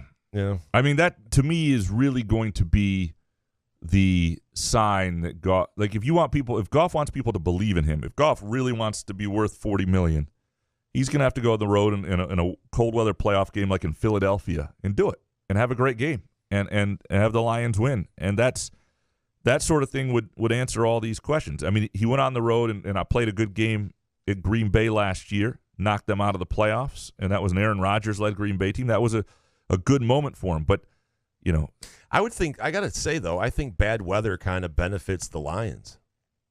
Because they're a physical up-front team. Yeah, and I just think we're physical all the way around, and these guys fly around. I just think that we're better when you take a team's speed away. I think we could beat almost anybody, I think. But Matt Venny next. Number 1, Harlan Barnett waited too long to decide to be a disciplinarian for this team. At the latest, it should have been after the Maryland game. 2, MSU's coaching staff is a perfect representation of how coaches from top to bottom are overpaid.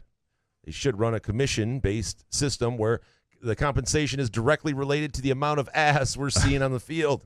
And 3, Michigan fans trolling MSU fans are actually the lucky ones. They obviously haven't watched MSU play this year. If they had, they'd realize that there's nothing they can do about this product that will get it under our skin because it's been ass since week 1. That's not going to stop it, though. That's not. It's not how fandom why works. should it, though? No, absolutely. Michigan's if the roles around, the roles are reversed. This is ugly the other way, right. And people are, enjoying the hell out of it for sure. Bobby Sparks next, number 1. Say it with me. Help will be here soon. We don't have to endure the multi-week shit show that we're currently watching for much longer. Between hoops and a new coach, 6 weeks from now, things will feel a lot better than they do today. 2, want to get a quick, irrational response from somebody? Tell them the NCAA is investigating their favorite team or that the team's biggest rival. 3, first MSU, then the same old Lions. I now realize that the sponsorship for this podcast sounds like a first aid kit for dealing with bad football, a comfy flannel, some medicinal herb, and a box of kick-ass donuts. All bases covered. Appreciate you two. And, of course, Midtown Brewing Company with 402 South Washington Avenue, which is here for your date needs. And you want a cozy, comfortable spot. Like I love the bar at Midtown Brewing Company. Sit there with American Stout when the window gets frosted over. Your pants are off. No, my pants will be on if you see me there. No better place. Go to midtownbrewing.net to check out their full menu, or just swing on by in downtown Lansing. Look, the response to the NCAA investigating Michigan definitely triggers things. And I think while that would for every fan base, Michigan's comes across as a particularly sensitive fan base in certain ways. And there's this sort of irrational belief that there's no way their guy could have done something wrong. And I would say this, the way Michigan State fans don't know Mel Tucker and most fan bases don't actually know their coach, and the way their coach does not give a rat's ass about you, the person. They are not part of your life. You're not part of their life. Just think about that. Like, don't irrationally, as an adult, stick up for people you don't know that don't care about you. That would be my... Did you just, reread your tweet? Something like that. Okay. That was the tweet, right? They got everybody fired up? Yeah, sorry. Michael Warheit next. Which freshman will have the most impact this year on the MSU basketball team? Fears or Booker? Also, how much of a role for Holloman is there?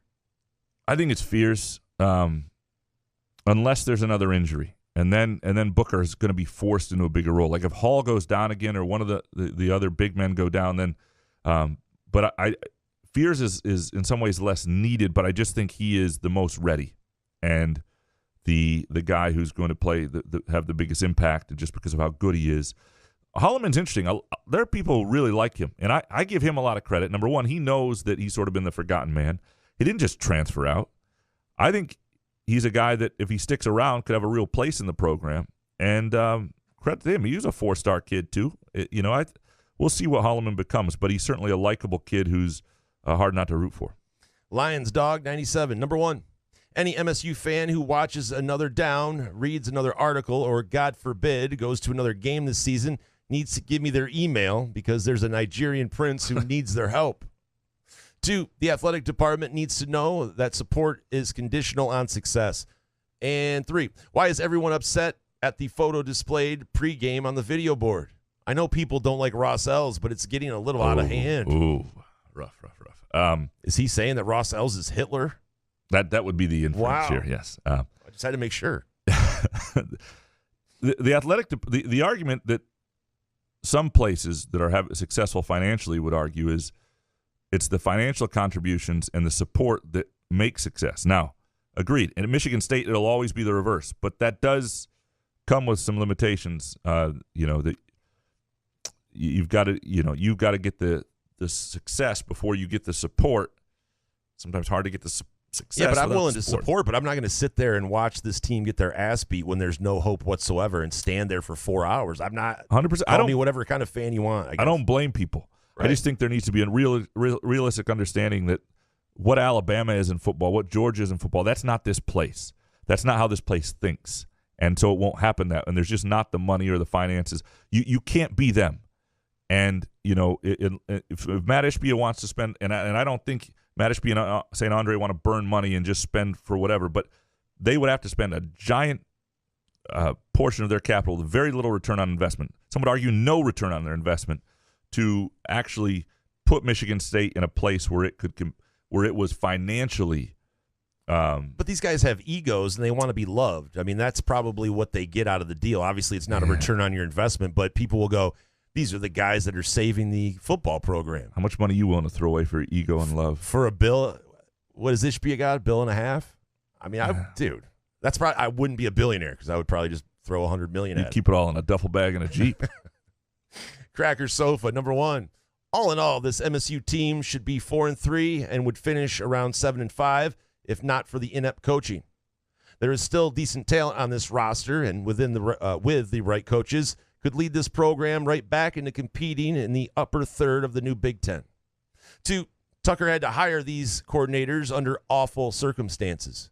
Hard to believe that they were his first choices. Rather, who would actually take the job. However, Tucker retaining them through his tenure is on him. Firing them would do nothing to help the kids, although they deserve it. 3, I don't think people realize how hard it is to win as an interim coach. Even Ohio State struggled with Luke Fickell in that role. Barnett stepped up when his school needed him, and people telling him he sucks should be fired. Well, no shit. He wasn't hired to be the head coach. It's a really good point. It is a hard thing to do what he's doing, and you could argue that it hasn't gone well. But the other thing is they maybe haven't quit, even if it looked like that at times Saturday just because they were overmatched. I think this weekend is a real telling thing. If just on what this is a hard week to get a team to rally together, to stay together, to execute, to be focused. I'm very curious to see. But the comments after the game about, we could still make a bowl game. It's those kind of things that people are like, all right. Peasy, number one. When I saw tweets about MSU and Hitler, I thought they were just more Jay Johnson jokes. 2, play both young quarterbacks down the stretch, but the onus should be on keeping Leavitt. And 3, MSU shouldn't be too proud to take a good hard look at Sharon Moore as the head coach candidate. Not going to take a guy from Michigan. It doesn't work that way. When you go to Michigan, you're saying you're not going to be part of Michigan State, and that's just this rivalry. It is what it is. Was Peasy saying Jay Johnson is kind of like Hitler? Is that what number one? Well, yeah, I mean, I guess that's what the inference is again. Yeah. Oh, all right. Just want to make sure. Yeah. The keeping Leavitt. In fairness to Caton Hauser, we've also seen very little of Leavitt. We did see him, unleash that arm a little bit, and he looks quick. He looks intriguing, but I certainly understand that is my natural inclination as well. I also think, again, I have to remind you that he played against the second unit largely. Caton Hauser played the game when it was supposedly competitive in a really rough spot. I think judgment still needs to be withheld a little bit. D'Antonio Loyalist, number one, I was more offended by the play on the field than the Hitler image. 2, give me Urban and wins. Don't care how much we cheat or anything else to get there. And 3, the MSU fan base moral is approaching is approaching rock bottom. Only cure is 2 basketball banners. Don't care which. And bonus, caw. 2 basketball banners, don't care which. So Big Ten and Final Four, Big Ten tournament. Those are Big Ten and Big Ten tournament. I don't think that would be enough. People want more. I do think losing to Michigan 49-0. When you talk about don't care how it gets done, there are a lot of people who start to say that this is bad. Just need to get it done. Be interesting to see if everybody feels that way as they step away a week or two. Fart Soup, number one. Nathaniel Bott will change his last name to Butt halfway through the hockey season. Seriously, when I see articles written by that mofo, I think there's some AI LSJ sports bot. Maybe I'm dumb. 2, Couch stopped tweeting with an hour left in the game. He ate 7 Melting Moments ice cream sandwiches and said, "Wake me up when this bullshit's over." I would do when I rarely tweet in the second half. It's because I'm doing the quick takes, and I just can't do both. But Nathaniel Bott is not an LSJ sports bot. He is actually but I will ask him to see if he can change his name. We're going to take a really quick break. We come back. We'll wrap up your hot takes. Couch in the Rube, presented by our friends at Muskox Quality Flannels. Where else can you cheer on your team? Enjoy a mouth-watering burger or savory sushi. Sip on handcrafted cocktails or one of 46 beers on tap. Take your game day or date night to Cask & Company Kitchen Bar or Front 43 Neighborhood Pub near Frandor. 2 amazing places with 1 awesome blended modern American Asian menu. Catch the game on one of 30 60-inch TVs or stop in for the all-you-can-eat lunch buffet. Enjoy happy hour or elevate your night out at Cask & Company or Front 43 on East Saginaw in Lansing. Ever wonder how comfortable you can be and how good you can look? Put on a Muskox flannel and find out. Muskox has new arrivals for this fall, including the Caper Green Grand Flannel, which even makes couch look good.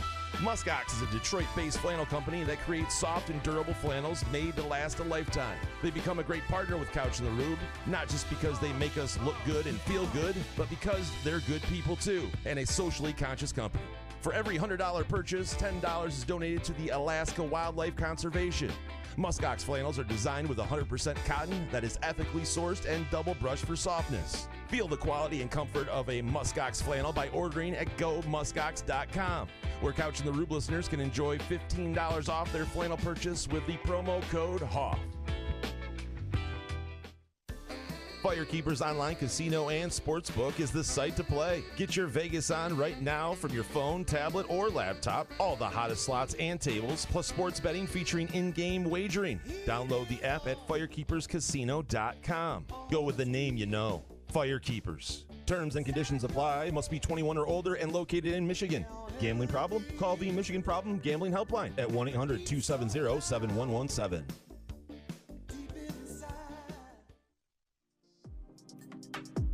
Wherever you are on your cannabis journey, let Sky Mint Premium Cannabis be your guide, your friend, and your place. Whether you're curious about cannabis or a seasoned connoisseur, Sky Mint's knowledgeable staff will help you with a vast selection of products to choose from to fit your needs. Sky Mint believes access to the best cannabis helps people do good and feel good, so they grow it right here in Michigan, giving you high-quality, locally grown cannabis at highly accessible prices. Visit skymint.com for special offers and location information throughout Michigan, and use the promo code CouchAndRube20 for 20% off your first visit. Sky Mint Cannabis. You'll love this place.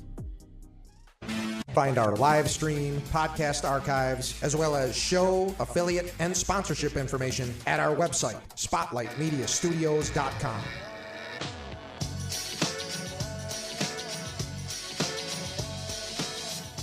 Couch in the Rube, our Monday morning show, brought to you by our friends at Muskox Quality Flannels. Go to gomuskox.com to get yours today. Fantastic selection. You can look better than us. And again, use the promo code CAWCAW for $15 off. No, sorry, HOFF. Fix that in post. HOFF, H-O-F-F. Got the promo codes wrong from last year to this year. H-O-F-F for $15 off. Again, gomuskox.com. Zeke's fan page next. Number 1, there will be a documentary on illegal punt formation, a conspiracy concocted by Ross Ells. Yeah. But he has it kind of mute, whatever. Yeah. 2, embrace being little bro for a few years. It will hurt Michigan more when we beat him again. 3, we need a school president now. P.S. I'm not the official Zeke page. Just a mere MSU alum. And a fan, apparently. That's a big, I mean, do you even have a dog? Are you just like the wonder dog? It's pretty impressive. That's a long way to go for a bit. You know. I do love the playing chess here. Embrace being little brother. It'll hurt Michigan more when you beat them. That is chess right there. That's playing chess. Yeah. We'll see how many people want to do that. Sign up. Andrew T. next. Number 1, Sam Levitt deserves a start. If we are going to rebuild, then let's rebuild thoroughly, even if Hauser ends up as the better choice. 2, if we want to beat top 10 teams, we need to recruit top 10 teams. 3, next year's coach is going to look like a genius when we go 9-3 with the schedule.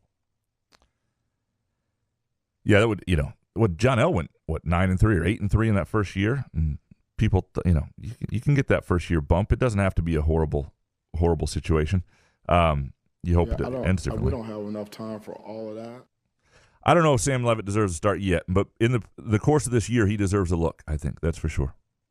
Justin, MSU fan, next. Number 1, love Hauser's competitiveness, but he has a weak arm. Levitt might be the answer at QB. 2, purge the entire football program. Ooh. 3, at least we all know where Hitler was born. I still don't. 4, I'll donate 1 Groovy Donut ice cream sandwich every time the O-line doesn't flip off the crowd. Donate to who? Yeah, I did see that. But was that to Michigan fans or MSU fans? There were a lot of Michigan fans down there. That finger can count as both. Yeah. Just do a spin. Yeah. But yeah, the purge the entire football program. You don't want that. There are good kids in that program, but there are also some good players in that program. It didn't look like it, but there's some good young players, and you want as many of them to stick around as possible. Matt Boone next. Number 1, the coaches have failed this MSU team. Poor coaching from all levels. Harlan Barnett saying that he lets things slide is a dumb thing to say with an undisciplined team. 2, we are in the Bobby Williams era of football. At least John L. had an offense. And 3, can we cancel football and start basketball now? You need that TV money. The funny thing is, Michigan State football between now and the end of the year will still bring in more revenue than basketball will all season. Let that sink in for a minute. And this particular year, 5 games left will bring in more revenue for the school and the athletic department than basketball will, even if they win a national championship this season. That's the reality of what college football is. That's me letting it soak in. Okay. Sorry. Stephen Douglas, number 1, Alan Haller isn't a serious AD. Winning at football should be the only thing that matters. Majority of people don't care about non-revenue. 2, fire all the coaches and just give the money to the players. Yeah. That'd be great. Just have all the players on the 50-yard line. The thing is, if you fire the coaches, they're still under contract through the year, so you still got to pay them. So we're going to have to sue them. The downside of that, yeah. G. John Toma. Number 1, giving him a mulligan, but I don't see a glimmer of what makes Hauser special, unlike Levitt. 2, black unis are cool and good for masking bloodstains after a beatdown. 3, coaching hire needs to happen ASAP so the kids have a reason to stay. But it's not going to, and that's people should understand that and brace for that. It's not going to happen until most likely after Thanksgiving weekend, because even. I've heard that Wisconsin knew a couple weeks ahead that Luke Fickell was going to be the guy, but that wasn't even announced until after, because if it's a coach who's coaching now, they're not going to leave their team, and you don't want that either. You don't want the story is like when D'Antonio was approached about the Michigan State job initially in mid-November, he was basically like, I can't talk to you right now. This can't I got to focus on my team, my guys. I owe it to my players. That's the type of coach you actually want. And then it came together late. It's still going to come together pretty late in some ways. Tyrone Plum next. Number 1, going for it on that first drive was giving up. Send a message that you are scared. 2, the young players appear to be the best on the team. If Mel wasn't such a twonk, he had a promising future. And 3, Washington is still winning it all this year. They won't play Arizona State again. I still like Washington a lot. I still think they've got the Pac-12 is amazing. And what would stink is if somehow the Pac-12 doesn't get a team in. That shouldn't happen. Pac-12 should probably have 2 teams in, frankly. John Rambo, number 1. Is it fair to judge Hauser under a staff that has failed to coach up any position group? 2, feel bad that Cal Halliday is finishing his career on this note. And 3, feels like Spartans football fans have moved on from anger to even the worst territory of apathy. I know I have. It might happen now, but I will tell you this. The column I wrote, all the stuff I wrote this weekend was really well read, including the stuff that was only for subscribers. The column, really well read, lots of new subscriptions on it, as if they were winning. So Michigan fans? Michigan fans aren't going to buy subscriptions, though. I don't know. Maybe they really enjoy it. Yeah, it's 99 cents for 4 years. That's true. That's a really good point. You'll see another new president before you pay another $1. But then we hit you $499 a month for the rest of your life. That's what people don't know. Of course, there's a catch. Yeah, there's always a catch. But that may happen, the apathy, but the investment and the suffering and the anger was still there this weekend. Jason Ball next. Number 1, good thing Barnett was wise to Michigan and had our quarterback running to the sideline for plays. God knows how bad this could have been. Shoo. 2, you know when things ain't going so swell when Hitler makes an appearance at the game. Hold my beer, Tuck. 3, the Lions are in trouble. Without a great running game, Goff starts throwing ducks all over the place. The secondary looked like Hazleton was taking over for Glenn. I'm not sure what to make of this debacle. I finally decide to bet they'll cover. Nice. Yeah, probably wasn't the week for that.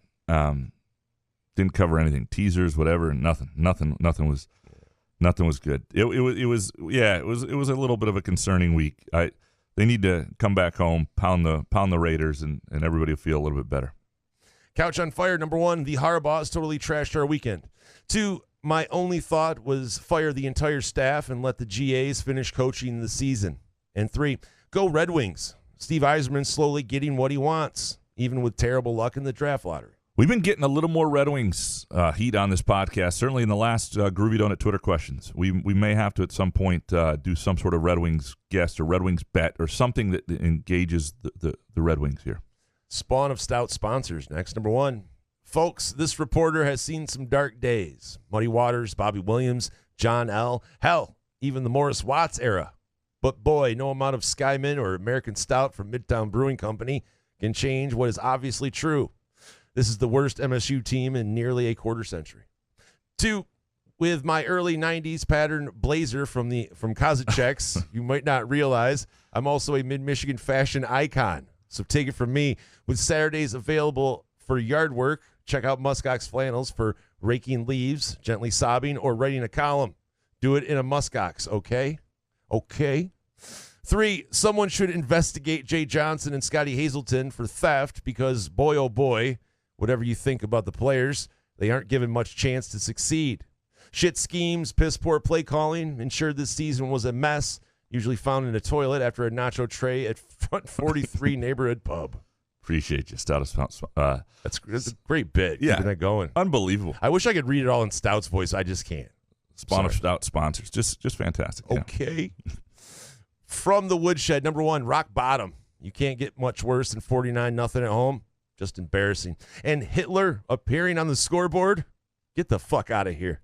Blow up the whole program and start all over. 2, not sure why Harbaugh needed to steal our signals. I'm not sure Jay Johnson and Hazleton had any to be stolen. 3. I'm surprised it took this long for that joke to be told. Yeah, really. Pushed it way down here. 3, is hiring Urban to watch him beat the shit out of Harbaugh a pipe dream? Probably, but after 49-0, can you blame me? Sorry, but Dickert and Leopold aren't going to cut it. Just trying to manifest the best thing for our program since K9. Appreciate you. People just don't know about Dickert at Washington State or Leopold at Kansas. You don't know what you don't know. We don't know what they would be as coaches. If anybody comes in and gets the program in the right direction. Can they recruit? Can they recruit? Can they win? Can they set a culture and tone that people are happy with? Can they fire their friends if they underperform as coordinators? Well, that's a problem every coach seems to have. But yes, more so than usual at Michigan State. Not the top ones that win championships. G.E. Miller, number 1. Did the Spartans wander onto the Lions' flight to Baltimore and Jay and Scotty call the game? Man, that was a stinker. 2, spare me the every team has a bad game narrative. The Ravens completely outclassed and outcoached the Lions on both sides of the ball. The Lions are a playoff team, but they're not an elite team and definitely not a Super Bowl contender. And 3, if this wasn't the worst weekend for Spartans or Lion fans in history, I don't know what was. We would have to look at what the Lions did the weekend Michigan State lost 49-3. And there's a pretty good chance in 2002, remembering that fall, it was not good because I believe the Lions went 2-14 that year. So there might be a weekend that's absolutely up there with this particular one. Ghost of George Perlis. Next, number 1, the current coaches own the loss, not Mel. They couldn't figure out how to find a field goal, and we have a kicker. 2, our goal should be to hire a coach for 5 years for $25 million and NIL 5 years for $55 million to get Jimmy's and Joe's. 3, shout out No, it's same old Lions. What same old Lions. Oh, boy. Sorry. S-O, mother, F, and L. Yeah. By the way, NIL 5 years, $55 million would be a little over, $11 million a year, would still probably put you, 15th in the country. Can they just lie and say that they're paying $6.5 million, but really paying 11, so we don't have to hear this guy's making $11 million? You're talking about the head coach, the new one. Yeah. If you pay him 11, just say you're paying him 6.5. It'll be a public contract, so that's going to be tricky. Can't hide that. No. Skip the next one and go to original Darkman Tone. Original OG number 1. Since last year, there had been lots of talk about MSU being mad and wanting revenge for the tunnel. I don't know if the final score of this game was the revenge, but who's to say Michigan didn't want revenge too? They are the ones who literally got their asses kicked in the tunnel. 2, any movie without giant creatures, wizards, or outer space battles ain't worth watching. And 3, so glad I was born when I was. Couldn't imagine being a teen nowadays with how different society and the world is today as opposed to then. Would be so hard for my personality to fit in, but as an older guy, I don't give a crap about fitting in. It's great to be old in that sense. What an honest hot takes there. I love it. There aren't a lot of creatures, wizards, or outer space battles in the Hallmark movies that I'm watching, but I agree that those are often good additions to. There's some giant creatures in there, if you know what I mean. Hans Jurgen, number 1. Spartans born in the 1920s and 30s got Biggie Munn, a moon landing, and Magic in 79. We got John L., a pandemic, and Tuck coming. 2, only thing worse than being a Spartan today would be a Spartan in Russia-occupied Ukraine. All right. 3, we're a clown show. This mess at MSU would make sense if an ass clown like me was in charge, but I assure you I'm not. You did get the D'Antonio years, and you got Izzo. I would argue that most would rather have have this a moon era. landing. Moon landing's pretty cool. Being able to smoke on a plane again. Mm. Jake Hawkins, number 1. Well, it appears Mike Valeni was right all along.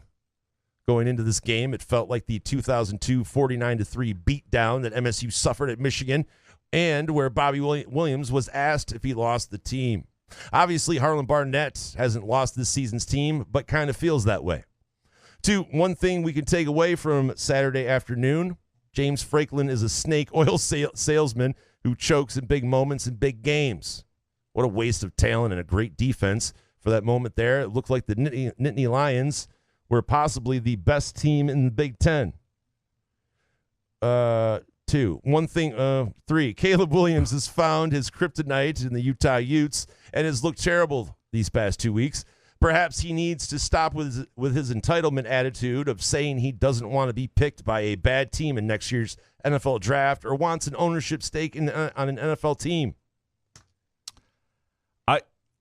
Mouth is dry, dude. Sorry about that. James Franklin had a horrible game. The James Franklin decision to go for it when they were still down like 6 or whatever it was. Why are you surprised? We all know this James Franklin shit. We always say when we talk picks with Harry. Yes. Well, James Franklin is involved, so there's a reason. Careful.